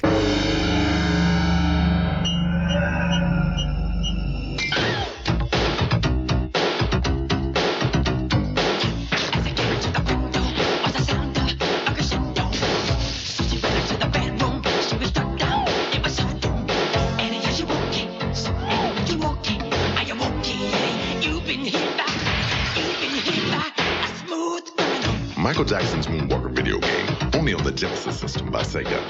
That is a 1990 U.S. market TV commercial for Michael Jackson's Moonwalker on the Genesis, and all the versions of it I could find were so grainy I can't be sure, but I'm fairly confident that is not Michael Jackson. It's a lookalike, and they just never really show him from the front without his hat brim covering his face. Did you not really? Clock that? Yeah, I don't think that's Michael Jackson. I wasn't paying close enough attention. There was so much going on. Yeah, exactly. Between that so busy. and the game itself, just kind of, No, it's a great job of editing and cutting around that fact. But if you watch it with that in mind, you're like, oh, yeah, they did. You don't see that motherfucker at all, for sure. Would not be surprised. The best shot is like, one of him, like when he's at the very, near the beginning, he has his like brim all the way down to like his upper lip.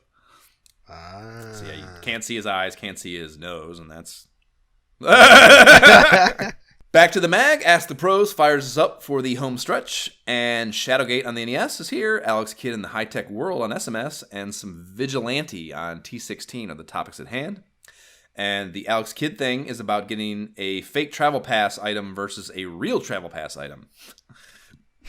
And it says you have to go to the temple and pray to the gods 100 times to get the ladder, which I imagine is more appealing, the real travel pass item, I mean. And I haven't played that game enough to know the value or importance of the real one, but having to do something 100 times in a video game does not sound like fun. In an Alex Kidd game too? Like, really? Yeah. Wow. Yeah, I bet that sucks. I didn't do it, but I bet it sucks. Far from intuitive. Like, that's some stuff you'd have to like know from a magazine like this. Like, there's no way you're doing that activity. Yep. Absolutely. That Asmic NES tennis game gets us over to short pro shots. And god damn it, I was hoping there would be some new games in here to play. This issue has been a real drag of retreads for the most part. But nope, not really. We got games not out yet on NES. We have Pipe Dream, a puzzler from Bulletproof Software that doesn't hit till September. We have EA's Skate or Die 2, also not till September. And then shit we've seen for the NES that we're not playing. Image Soft Solstice, Jalico's Pinball Quest, JVC's Boulder Dash, Game Ep alum, Captain Skyhawk. And then we have Game Text Double Dare in here. And its release date is no more specific anywhere that I could find other than 1990, so I guess we could call it fair game, but it's a goddamn trivia game show that by all accounts does not do anything to replicate the fun dare aspect of the actual game show. And speaking of cool shows on Nickelodeon, and does not have Mark Summers in game despite his being on the box cover, so you can fuck off. With this, I'm not going to play that. I did love the fuck out of the show, though. Yeah, I have I'm pretty sure I still have it somewhere, a Mark Summers autograph on an 8x10 that I can still remember getting at the IX Indoor Amusement Park at some auto show when I was like 6. So. That was my show. I would love to be on that game, but like playing a game about the game, I don't. I had especially on this type of software. I had the home version that they always gave away. I had that. How was it? Was it fun? It was actually pretty cool, dude. It's not the same because a kid can't make that much of a fucking mess, or their parents will literally kill them. But so they had to like work around that. But there's a lot of like, there were like, I remember like, there's this, if you like Google the image of it, the thing on the cover is like, it's got a kid also. In my memory, a little marionette kind of design, but you got a kid and it got the helmet on that's in the box, and it's like it's got a face shield because you do have to throw shit at each other's faces and shit, so it's got a face shield, and yeah, there's like rings that you like, these foam rings. I remember being in it. Okay. There's like a cup on the head. Like remember, there's a lot of things. Where you have to get a certain amount of liquid on a fill line on the cup. Doing whatever. So there's they tried to replicate like with balls. I think going into the cup. There's a lot of things that were pretty interesting and like quite a number of different kinds of things that you could get dared into doing. It wasn't just a handful of them. So they did a decent job of making a fun home version of it for sure. So yeah, it was something I fucked around with a lot, man. I can remember the timer very specifically, and had that. Remember Pop-O-Matic Trouble? Do you remember or not? Was it no? Oh, I know what you're talking about. Even if that's not the exact name, right? Where you push the thing down and you turn the timer on, and then it fucking it blows up when it reaches the end. So like it had that click, click, click, click, click timer thing going on with it. That the egg timer sound, I guess, is maybe the way to call that. And yeah, it was pretty damn good. So yeah, I mean, I was fucking dialed into that shit for sure as a kid. But fuck this cartridge, I'm not playing that. Agreed. Yeah. The one Genesis title is DreamWorks' Target Earth, and it also has only a generic 1990 release date, so I guess that's a go. And they don't really specify in the little blurb in the mag, but I was guessing this was a side-scrolling action shooter in space, and I fired it up. It has a fairly fun opening cutscene. It has it's 90s sci-fi to the bone, I would say. And there were some weapon selection mechanics and communication with a command center giving you directives that made it seem like there might be more than meets the eye with this. But the gameplay was a little meh for me. I don't know. How did you? I did not play this one at all. Really? No? I looked at it. I went through everything, and I just looked at it, and I was just like, I'm going to hate this. And which is funny. Because I went into played the one earlier, and like that's honestly, what I'm saying. When you were talking about the one earlier, I was like, was this Target? Like I was trying to remember which one was which, because this one was kind of interesting. I was like, I'm not saying the wrong thing, am I? No, that's the thing. Like it's funny because I specifically went into this mag like I'm gonna play everything there's to play. So I played a lot of stuff multiple times, like stuff that we talked about before. I forgot the name, and I was getting into it. I was like, I played this before, but I'll give it another shot. But like, I don't know, with this one, like, I just looked at what this says here. It does not sound appealing. Like Rex, we're talking about Rex. Like, I feel like this is something I heard before and immediately hated. And when I look at the sprites, I don't know. I'm just immediately turned off. It seems like such a generic attempt at like, let's throw dinosaurs, Rex, space together and make it look awesome. And I was just like, I'm not even getting involved in that. It's got, like you said, it's got some mechanics going on that are weird and different. Like, I saw enough charm when I was playing that I bet there are some retro heads out there that remember this very fondly as a title they enjoyed leaning on when they were just getting into their Genesis library collecting going on as kids. And I bet there's some people that hold this kind of, you know, it's kind of like the way I think of Dino Wars. You know, like it's that's why terrible game, but it had enough cool shit in it conceptually that my perception of it as a kid, even though it wasn't maybe fun, had enough cool shit going on that like endeared me to it, and you know, I remember it fondly as such, even though you know, clearly not a good game playing it from a modern perspective. So I bet this fits into that same category. Probably so. I mean, even when I look at a video, it's like, it looks decent. Like, I feel like it could maybe be all right, but just, I don't know. I'm kind of put off by it. There's just I think it's definitely as good as RoboKid, Atomic RoboKid. So take that for what it's worth. But there are also a few ads in here. We have, we mentioned Boulder Dash, Acclaim's, or no, we didn't mention that was a feature, a pro shot, I think. But they also have the ad here for Boulder Dash. They have Acclaim's LCD handhelds, and then Kimco Seika's Rocket Ranger. And the headline on the ad for Rocket Ranger is, "Saving the World Never Used to Be So Tough." And the artwork is a Todd and a half soaring through the air, the most generic ray gun pistol ever in the same hand he's cradling a damsel in distress with. And then there's a plane with some also generic-looking evildoers in the cockpit behind him. So this the ad, did nothing for me. That just like I immediately thought of the Rocket Ranger or whatever the fuck that Disney movie that sucks. Yes, immediately. I thought it was that at first. Yeah, right. Yeah, me too. And so this hit in June. So up and away we go as far as its viability as a game app option. Rocketeer, that's what that's called actually. The Rocketeer. And, yes. So I'm looking at this and like, is this Rocketeer? No. Okay, so I'm looking at the Rocketeer stuff. And Rocketeer is still only a comic book IP in 1990. But the film Disney would put out in June 1991 had been in development hell since 1983. So these fuckers were likely trying to cash in on some inside baseball knowledge about that movie finally coming to be, is my thinking here. And it's a company, Cinemaware, that I end up. Is it in the magazine? Maybe they mention in the magazine. There's somewhere I just read Cinemaware was doing. Yeah, it's this company Cinemaware, and like they're trying to do a bunch of like movie stuff, or it's a cinema-minded game developer. Like they're trying to turn movies into games, or like make cinematic presentation type video games, right? So it's like an agenda that this company is trying to bring to the table here with the way they make games. And dude, this game, did you play it? No. No? This game is fucking wild, man. This is a wild fucking video game. It's 1990. That's the setting of the story, right? And aliens named Lutonians are landing in DC, and you're a dude with a rocket pack. And you're like, I don't know, a special agent that can be deployed by the government to do shit. And there are missions. There is like a strategic deployment map. There is equipment and resource management mechanics to it. The actual flight battle mechanics are it's like a from behind your jetpack dude flying away from our POV. So again, kind of that forced perspective we've been seeing a lot of. And I really don't know. Like, it's different. There's something different about it, and I don't really know how to describe it.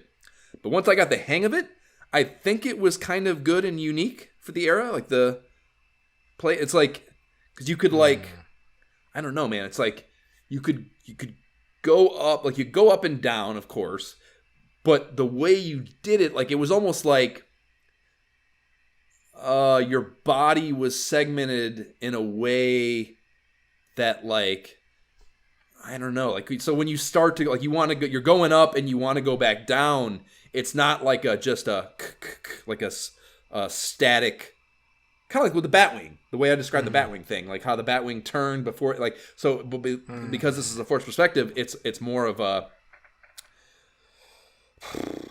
horizontal from your POV to the horizon change. So like you kind of like, I don't know, man. I don't know how to describe it, but it was different and weird and took some getting used to. Riding the air kind of thing. Maybe that's what they're going for there. Yeah, something like that.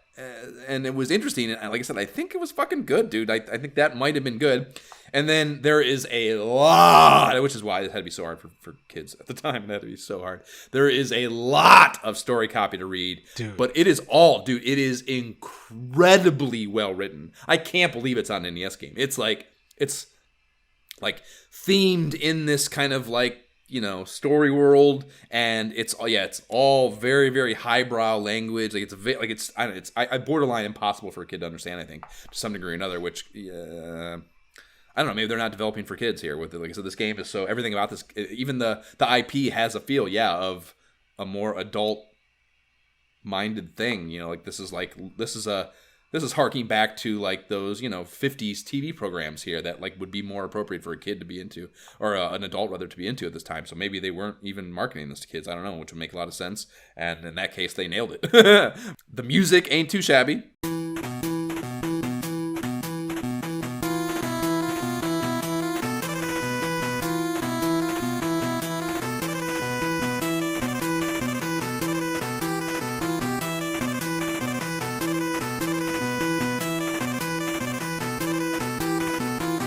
That's the Night Approach theme. And yeah, I was completely flabbergasted. But I think this might be an amazing video game, dude. Like, what? The level of copy I've just witnessed just in watching a video, I'm like, I know that's not your bag, dude, what? But it's good, dude. Read it. Did you read it or did you just look at it? No, I'm like, where's the gameplay? I just got like 3 seconds of the floating gameplay, and the rest is just That's the thing, though, dude. You won't understand, because like that's the thing. They drop you into this first thing with the fucking, it's got a blimp, and I didn't even understand what I was trying to do, because I think I skimmed over the copy going into that first thing. I didn't know what the fuck was going on, and then once I started reading it, and like you go back to the map and you understand you have resource management shit you got to deal with. You can run out of fuel and not be able to fucking continue. Like, it's got shit to deal with, man, and like you got to understand what your objective is to properly approach it and use the right amount of resources and go to the right place and try to accomplish the right objective. Like, all that shit has to be in line, or you're just fucking flailing, flopping around, flailing around. So, yeah, I mean, it's when you try to, it's tough to put this kind of thing on the NES, because it's not it's good for the system, I think, but it's still, a flight shooter on an NES, and like, it's not fucking awesome, but it's not bad by any. Yeah, so I don't know, man. It's tough. It's tough, hard for me to say, but I think it might be an amazing video game. And honestly, I should have had higher hopes going into it, because this is a Kimco Seika joint, dude, and that's Rescue the Embassy Mission, that's Shadowgate, that's Deja Vu. Like, these cats don't fuck around on the NES when it comes to like depth in their video games. Yeah. So, I don't know, man. It's tough. All right. Yeah, I think it might be a good video game. After some Culture Brain shit I don't want to talk about, ImageSoft has a new full pager for Solstice, and it's an awesome ad, dude. Like, everything about this, everything about this game is fucking awesome, but the fucking game, it's good. You just haven't given it a great. I did, man. I've like tried like a half dozen times now. Like, the ad is the jackedest wizard ever is shirtless under his spread open cloak. He's got a potion in one hand and a badass staff in the other, and he's just yelling out into the void. There's a menacing castle in the background. It's just a phenomenal fucking artwork. Yes. And they're giving away a bunch of shit on an order form styled like an old piece of rolled up parchment, as long as you cover the 350 shipping and handling. And they have an 8mm videotape with the making of Solstice on it. And that's fucking awesome. But what kid had the ability to play 8mm videotapes? Like, VHS guys, please. Like, I'm gonna need a VHS tape if you want me to watch this fucking piece of content. Like, what the fuck? But They also are giving away a player scorecard, trading cards, color stickers, and solstice literature, in quotations.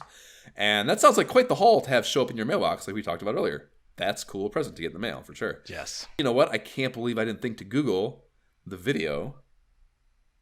Let's actually do that. Okay, so the internet has fucking everything, and it's on there. And it's a 2-part deal. The link will be in the show notes. It's about, the first video is 7 minutes, 50 seconds. The second one's like 6 and some change. So it's like 15-minute fucking thing. And it's a bunch of screenshots and shit, or screen cap shit too. It actually looks pretty good for screen cap at the time. It doesn't look like just like a camera in front of the TV. It actually looks like they're screen capping it the way something should be screen capped. But they have just like the developers in some shitty office. They look super uptight and super uncomfortable talking about this video game. And yeah, I'm definitely going to watch that whole thing, I think, because I'm a sick individual. But if you like this game, which so many of you seem to, Disciples, then definitely check this out, because I bet there's fucking some interesting shit in there. They're talking about, I know that like when I cut it off, it showed the 3 of them sitting on the fucking table, and they're talking about, they're going to show the tools that they make the game with. They're actually going to show like the developer tools and stuff. So, you know, I actually have never seen that before, come to think of it. Like, I've never seen actual like NES programming happening real time. I don't think I've ever seen that. So I'm going to check that out for sure.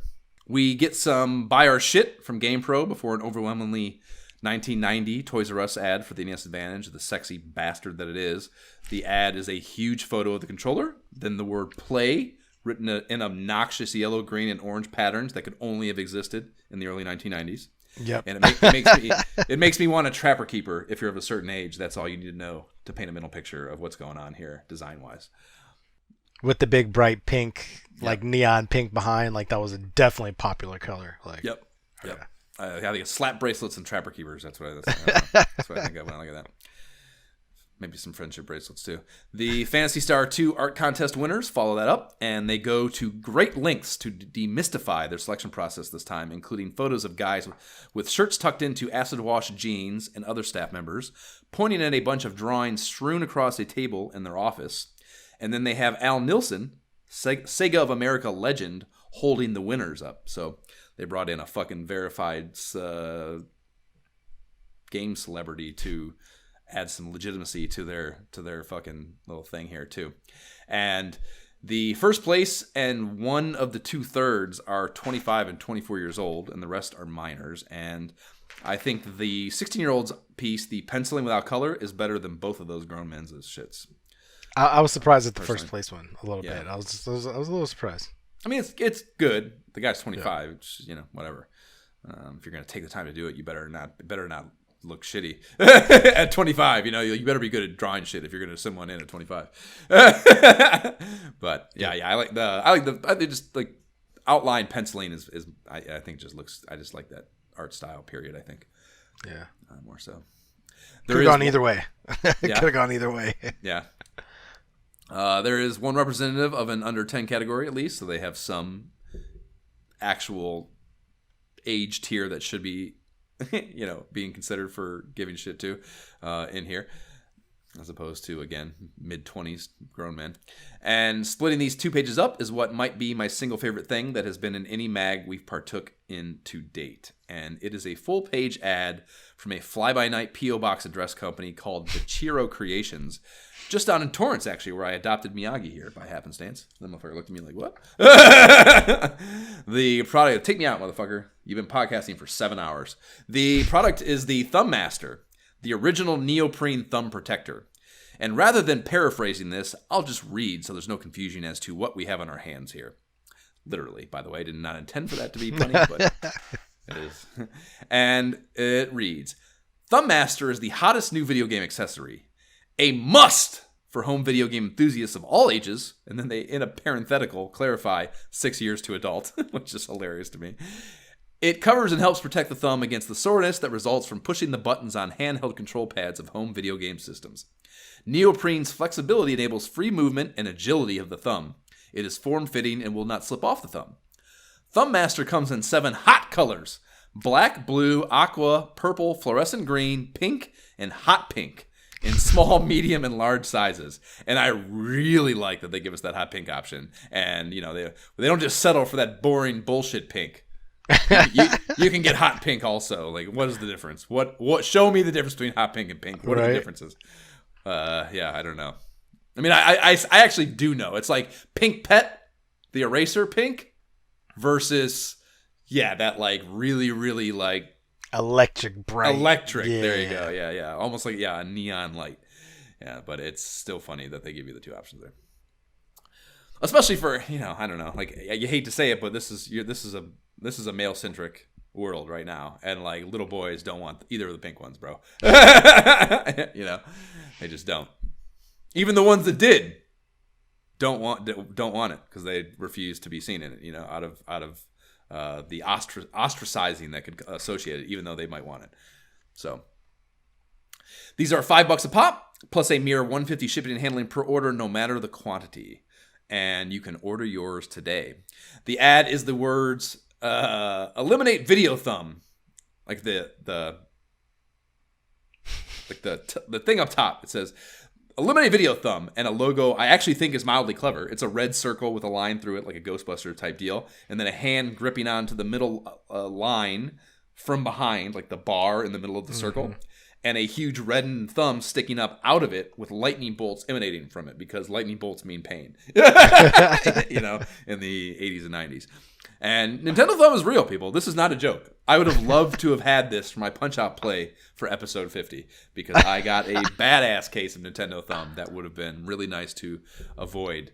Are you saying you would have purchased said product? Are you saying... Dude, Nintendo, me and my uncle used to joke about Nintendo Thumb. Like, that was the thing. My that was like...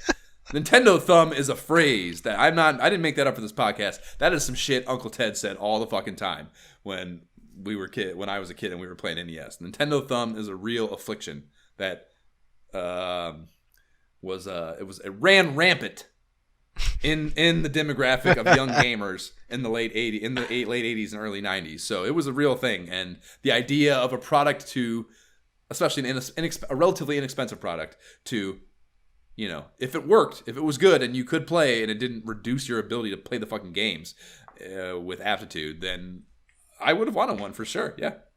And it's kind of, I don't know that I remember having sore thumbs. That's why this is just so fascinating to really? me. Like, oh my God. Yeah, dude. Especially like, you didn't have any fucking turbo controllers, dude. Those fucking NES Maxes, oh my God, they were just a nightmare. The hard gray buttons, the turbo ones below the main buttons, were just, because they were such hard plastic that was that would suck. Yeah, convex was fucking, they was destroy your thumb.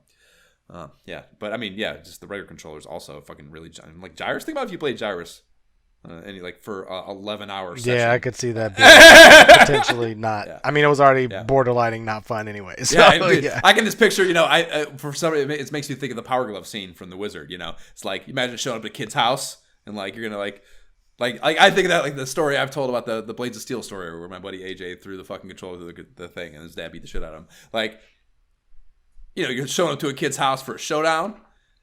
Like, think about it, you sit down and like the other kid's never seen this before, and then the kid that showed up to the challenger shows up and he slides one of these on his thumb. The other kid's intimidated. Like, all right, let's go. Yeah, the other kid is definitely intimidated in that fictitious. Like, what are you doing, bro? What is that? Is that allowed? Is that like what is that? Yeah, exactly. Are you cheating? Is that what's the fucking terminology for that? Is that greasing the ball? Like, what are you doing? Yeah, exactly. Yeah, no, but what do you call that? That's fucking is that regulation? Is that regulation? Yeah, for sure. No. Yeah, but I mean, it's an insane ad. It's a totally insane ad. After that, we get another one that's pretty crazy. A full pager from some outfit called Maven Video Distributing dragging us into the produce report. And first thing is about Electronic Arts entering the console market, and they've been just PC game shop. They've been just a PC game shop to date. And I was amused by the fact they consider the NES entry, Skater Die 2, being the first as the headliner, and only toss in the Genesis distribution in passing, seeing as they would become huge because of the Genesis, So it was so funny to me that was, whatever, and that was posed that way. And I never even knew they pushed it on the NES until I clocked their involvement with Skate or Die earlier in the issue. Like, that being an EA game, that was news to me. I knew I knew EA got on later, obviously, but yeah, it's fascinating how it was presented here. It's like, oh, it's such a big deal. I mean, I would have assumed because Skater Die 1 was Ultra, that was Konami. I would assume Skater Die 2 was as well. I didn't have any clue that wasn't Konami. So yeah, I definitely didn't know of any other EA games either. So that was interesting. They make mention of a putt-putt game called Zany Golf that makes me want to play Walkabout. Naturally. Also sounds kind of cool as a game. I wouldn't mind checking out. I don't think I could. I think I tried to look it up though and couldn't find it, so I don't know if it had made it out. They have a new pixel art style full pager ad for the Electronic Games Expo in Oakland. Looks very cool. Reminds me of the Nintendo calendars from the Scholastic Book Club for some reason. Just the art style is reminiscent of those. And their awful high score shit comes after that. A little back issue action, and then the game service GameFly predecessor ad shares the page with the next issue teases. And the logo has changed for this service. It's the same dinosaur or rhinoceros, whatever the fuck that thing is. And he's now surfing with a game shoulder bag on it's labeled game bag, which is weird. And then there's a TV. It's the same thing where he was on the island before watching the weird little game thing. And so now the TV is sitting on top of like whatever you would call that miscellaneous conjoined device that I guess is supposed to be a game system. Yeah. But these are sitting on the surfboard while he's surfing on a wave, and I still strongly question this creative choice. Like it just does not relay to me what I think this mascot should relay. You know what I mean, for what they're offering. Yeah. Somehow he's surfing to you, delivering your games via surf. So, is that what he's? Oh my god, that did not even cross my mind, dude. That's the only way it makes sense to me. Like, why does he need the thing then? If he's delivering games, why does he need the system? The game, if he just had the game bag on, I'll listen to you on that. But he doesn't need the thing on the surfboard or on the island. And yeah, he's not even active in the first one. The first one he's laying down. Right. Here, I would listen to he's surfing to deliver the game. Maybe he's playing while he's on the surfboard, bro. Like you're going from Australia, United States. He's got to do something while he's surfing. He's a magical dinosaur. Okay. Magical dinosaur. Yeah. Okay. Sold. I answered it. Question answered. Next issue shit is for the NES. We have Spot, Captain Skyhawk, Thunderbirds, Boulder Dash, Skater Die 2, Eek on that lineup. Genesis, we have Populous, Budokan, Target Earth, and Pat Riley Basketball. And what? No SMS? No Sega? What the fuck? Not teasing anything for that? That's fucked up. Maybe, do you think this is it? Do you think that was the last time we'll ever see it? The fucking Alex Kidd in Shinobi World? I want to say yes. Like, I feel like something else could come out, but like, what would that be at this point? You know, like I think they mentioned I think they tease Psychofox. Something's got to come out still. Psychofox is the comic strip, the game Adventures of GamePro game. So they're, I guess. Oh, so yeah. That doesn't mean they'll have pro views, but it definitely means they're not dead to them yet. Although they have to plan the next, because they have to tell you what's next. So they have to plan the comic further back than they have to plan the pro view. So it's possible. It's still possible. I don't think that negates the possibility, but it does suggest at least that it's not dead to them. So, even if they, even if maybe they were getting there on that front when they were like doing the layout of the mag and they had the comic, they're like, oh, fucking SMS, we got to do something. We can't, we can't just fucking just totally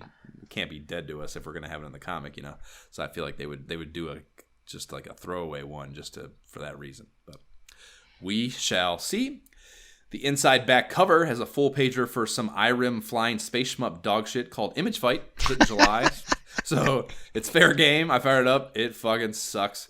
Plays fine, even kind of like I like the little attack backwards your sprite has with the propulsion thing. That's kind of cool to me. But these games are all fucking horrible, and they're the exact same thing over and over and over again. IRIMs in particular are very low budget feeling. Like this particular developer is especially generic and meh. Hey, at this point, if you're beyond page like 60, you're just at this point. You're just not even worth. I'm not even going to look at you. Like, if you're in a pro view or something, that's one thing. But if you're in an ad at the very end of the GamePro, I don't say much about your prospects. Rough sledding. Unless you're the back cover, and the back cover is Tenjin pitching ISOH Game App alum RBI Baseball 2. And that's a good game. Okay. That's a good game.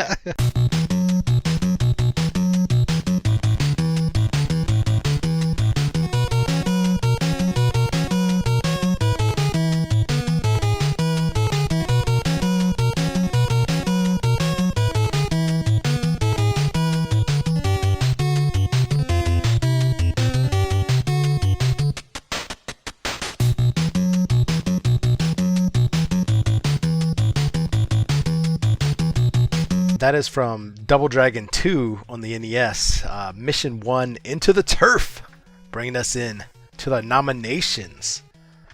I went first last time. All right. I remember. So we're recording at a clip now that's fast enough for me to remember that part of my life. That's good. Yeah. First and foremost, Atomic Robo Kid. Way more fun than I expected. Like I said, I think if you give it a go, it was surprisingly good. Again, for me, playing the game on the Genesis is kind of fun because I just didn't have a whole lot of exposure to that outside of really this podcast and going over. You want another flying shmup. You really want to do that right now, especially one that's even maybe even potentially sus.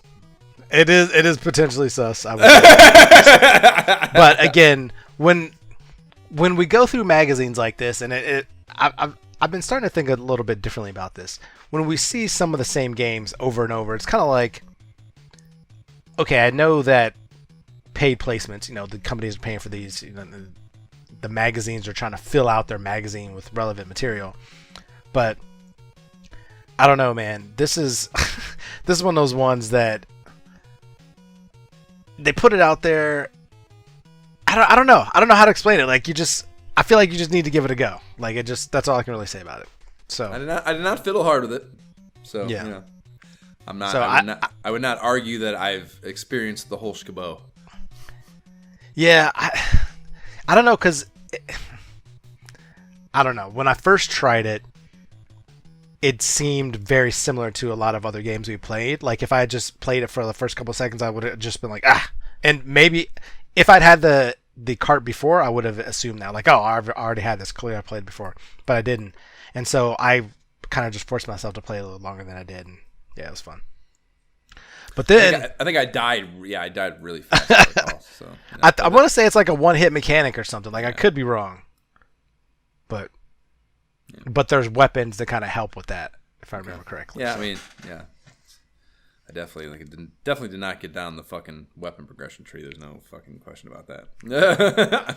But more fun than that, I will say, Alex Kidd in Shinobi World. Yeah. I mean, we talked about it. I couldn't believe it. It's Shinobi. It's Ninja Alex Kidd. Like, Kidd. I kind of want to drop it in there. I didn't have the balls to do it, though.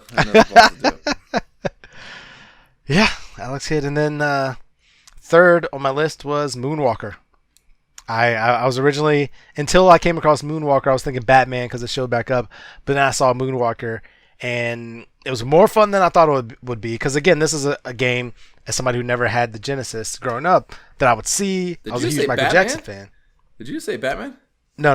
Moonwalker, sorry. I was a huge Michael Jackson fan growing up, but I never had the Genesis. So, like, I would see that game, and it looked fun. I was like, oh, I wish I could play that if I had a Genesis. And so when I played it the other day, it's so weird. Like, I need to get an actual instruction manual because you're spinning, you're doing the moves. Yeah. He's got magical hat, like stuff is going on. You can make the other fuckers dance. Like, like what is that? Yeah. Like, what is happening? But I had fun the whole time, so I don't even know what to say about that. Like, I can't even believe it. I thought it was going to be cheesy and corny. It's a lot of fun. Yeah, exactly. That was my exact response as well. Yeah, man. I really want to play it, and I almost want to just end podcast there and say, okay, let's do it then.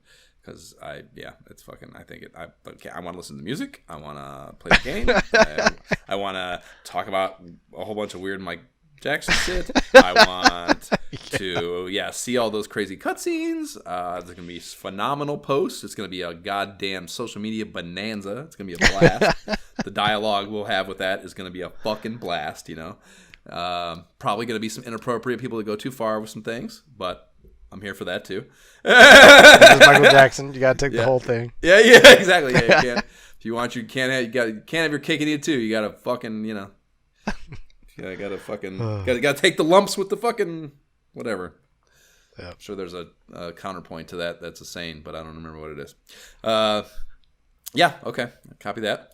I had 4 for some dumb reason. I don't know why I couldn't get below.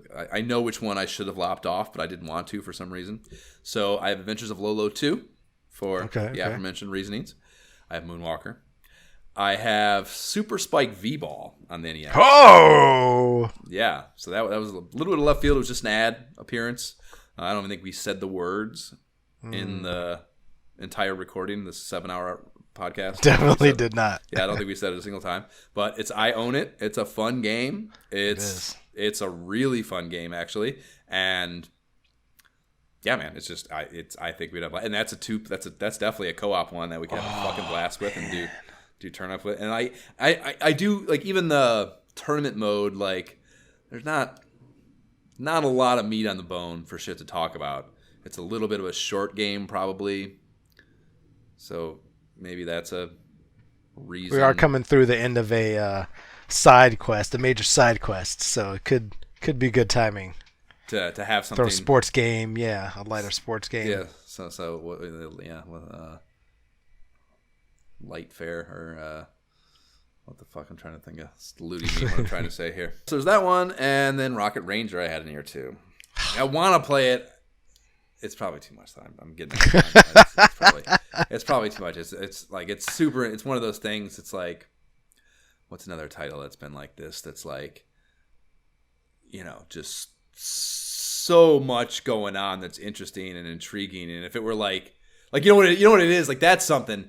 Like I don't want to play it actually. What I want to do is I want to turn on a playthrough of it on YouTube while I'm going to sleep. That's what I want to do. And that's not what this list is. You know what I mean? Like it's probably not at all, would not at all be a great game experience. I think there'd be a ton of shit to talk about. And I think you might experience a good story if you can handle and have and weather all the reading. Things you got to do to get through the reading, but also just I'm guessing, while seemingly good and interesting, the play mechanic, it would get incredibly repetitive. I think because I don't think it changes. I think that flying thing, like the shit you're flying at changes, but it's not going to change what you do or how it plays very much. And I don't think that I don't think there's another. I mean, you got to go back to the screens and you fucking the map thing, and you got to, like I said, you got the resource management shit and all that. But the actual gameplay, I think, might get really repetitive. So it's probably a reason to not do that to ourselves. Makes sense. I mean, I don't know, man. That's Moonwalker is the obvious overlap, but then I'm so intrigued by Super Spike V-Ball. What was your experience with it? Oh man, so it's on the Nintendo Switch Online. If you have the NES and Super, like World, since so's World Cup, I have the combo. It's a combo cart for World Cup. Yeah. So I mean, obviously, I've played it through emulation, but then also I played it just with the standard NES controllers that I bought for the Switch, just because native. I was like, let me try that, and I've had a blast with that game. Like I've played that game over the last 2 years. You blow those fuckers up. Yeah, it's cool, dude. Yeah, it's a really well done game, and you can super block too. You can get up and your dude still gets blown up, but the ball goes. It's great. It's a really really fun game. I mean, as somebody who played volleyball, on volleyball teams growing up, like it's so much fun. Like the idea of playing that like 2-player, like anytime I can play 2-player, that's fun too. So it's so intriguing to me. I did not expect that. Yeah. So Salem, but that's something. I wouldn't say I play a ton of it, but like every now and again when I find myself in a sand volleyball game, I am having a fucking blast the whole time. Yes. It's a super fun activity for sure. And I think they capture, the essence of it is captured well by NES. Whatever, the constraints of an NES. I think they do a good job of getting all the stuff in there. Yeah, it's. I mean, I don't know. I kind of feel like I almost want to say we should play Moonwalker for the episode, and then we should just play. We should just get on a combo game and play Super Spike V-Ball, because again, I think it would be a blast to play, but I think 20 minutes into it, we're gonna be like, okay. That's it. I'm all set. I'm all set on Super Spike V-Ball. We have to do Moonwalker at some point. I mean, I don't know what your schedule. Like, yes, we are coming out of a side quest, but that is for that exact reason. We're going to record that hopefully next weekend. I don't think Jab ever answered that, or did Jab say? I can't remember what word was there, but if we do that next weekend, we are done with that. So. That will leave only this on our plate. We're definitely not going to start a side quest right away. So the logic that I think that's going away. I think that's actually a reason to take on something with a little more substance to it. You know what I mean? And yeah, there's just so much that we just like. That game has to. We both have this lack of fucking exposure and being versed in it and really diving into it. We both have that, so we're both playing it from this same like I want more of this perspective. Yes. So I think that's gonna push us through any like whatever cumbersome work bullshit we have. Like I mean, I got a shitty week, but I should calm down after this week as far as the demands of my time go. So I'm not terribly worried about that or the side quest. So yeah, I think we should just fucking stop dicking around. Think put on the soundtrack right now and tell me we're not playing Moonwalker. Moonwalker it is. Let's go. Yeah, okay. All right. Yeah, let's do it. Moonwalker then. Fuck it. There's no reason to dick around. Okay. So we will do that next. We will play Moonwalker on the Sega Genesis. And then we will be getting a little wild on the Sega side of things by going neo-retro via Sega Mania Issue 1 to fill our Sega Visions void that we have with them still being bi-monthly. And you can subscribe to the pod on the platform provided whatever dumbest company serves up your pottery. Please rate and leave positive shit for the pod on whatever platform you do listen to our nonsense on. The website is nyhentertainment.com/ISOHpod. You can email us directly at isohpodcast@gmail.com. You can follow the pod and banter with us on the Facebook page, the Instagram, the subreddit, and talk shit to us about our gameplay videos on the YouTube. The links to all those will be in the show notes. And we don't have a Patreon, but if you like giving money to things podcasters tell you to, I would like to do so at our direction. The Able Gamers Foundation creates custom gaming rigs for gamers with disabilities, and that is cool as fuck. TheAbleGamers.org is the URL where you can find them. And the t-shirts on the website, they're dope, and proceeds on those after pod expenses go to Able Gamers. Jay, socials. Gentleman JB without the second E. That is my gamer tag. That is my Facebook, Instagram. That's where you find me. But let me know if you're gonna invite me to games. Let me know, because I've gotten some invites to some games recently, and I'm like, I don't know who these people are. Would like to know. Like if that's where you're finding me because of this, let me know. Shoot me a message. Identify yourself, stranger. I would happily join, but let me know.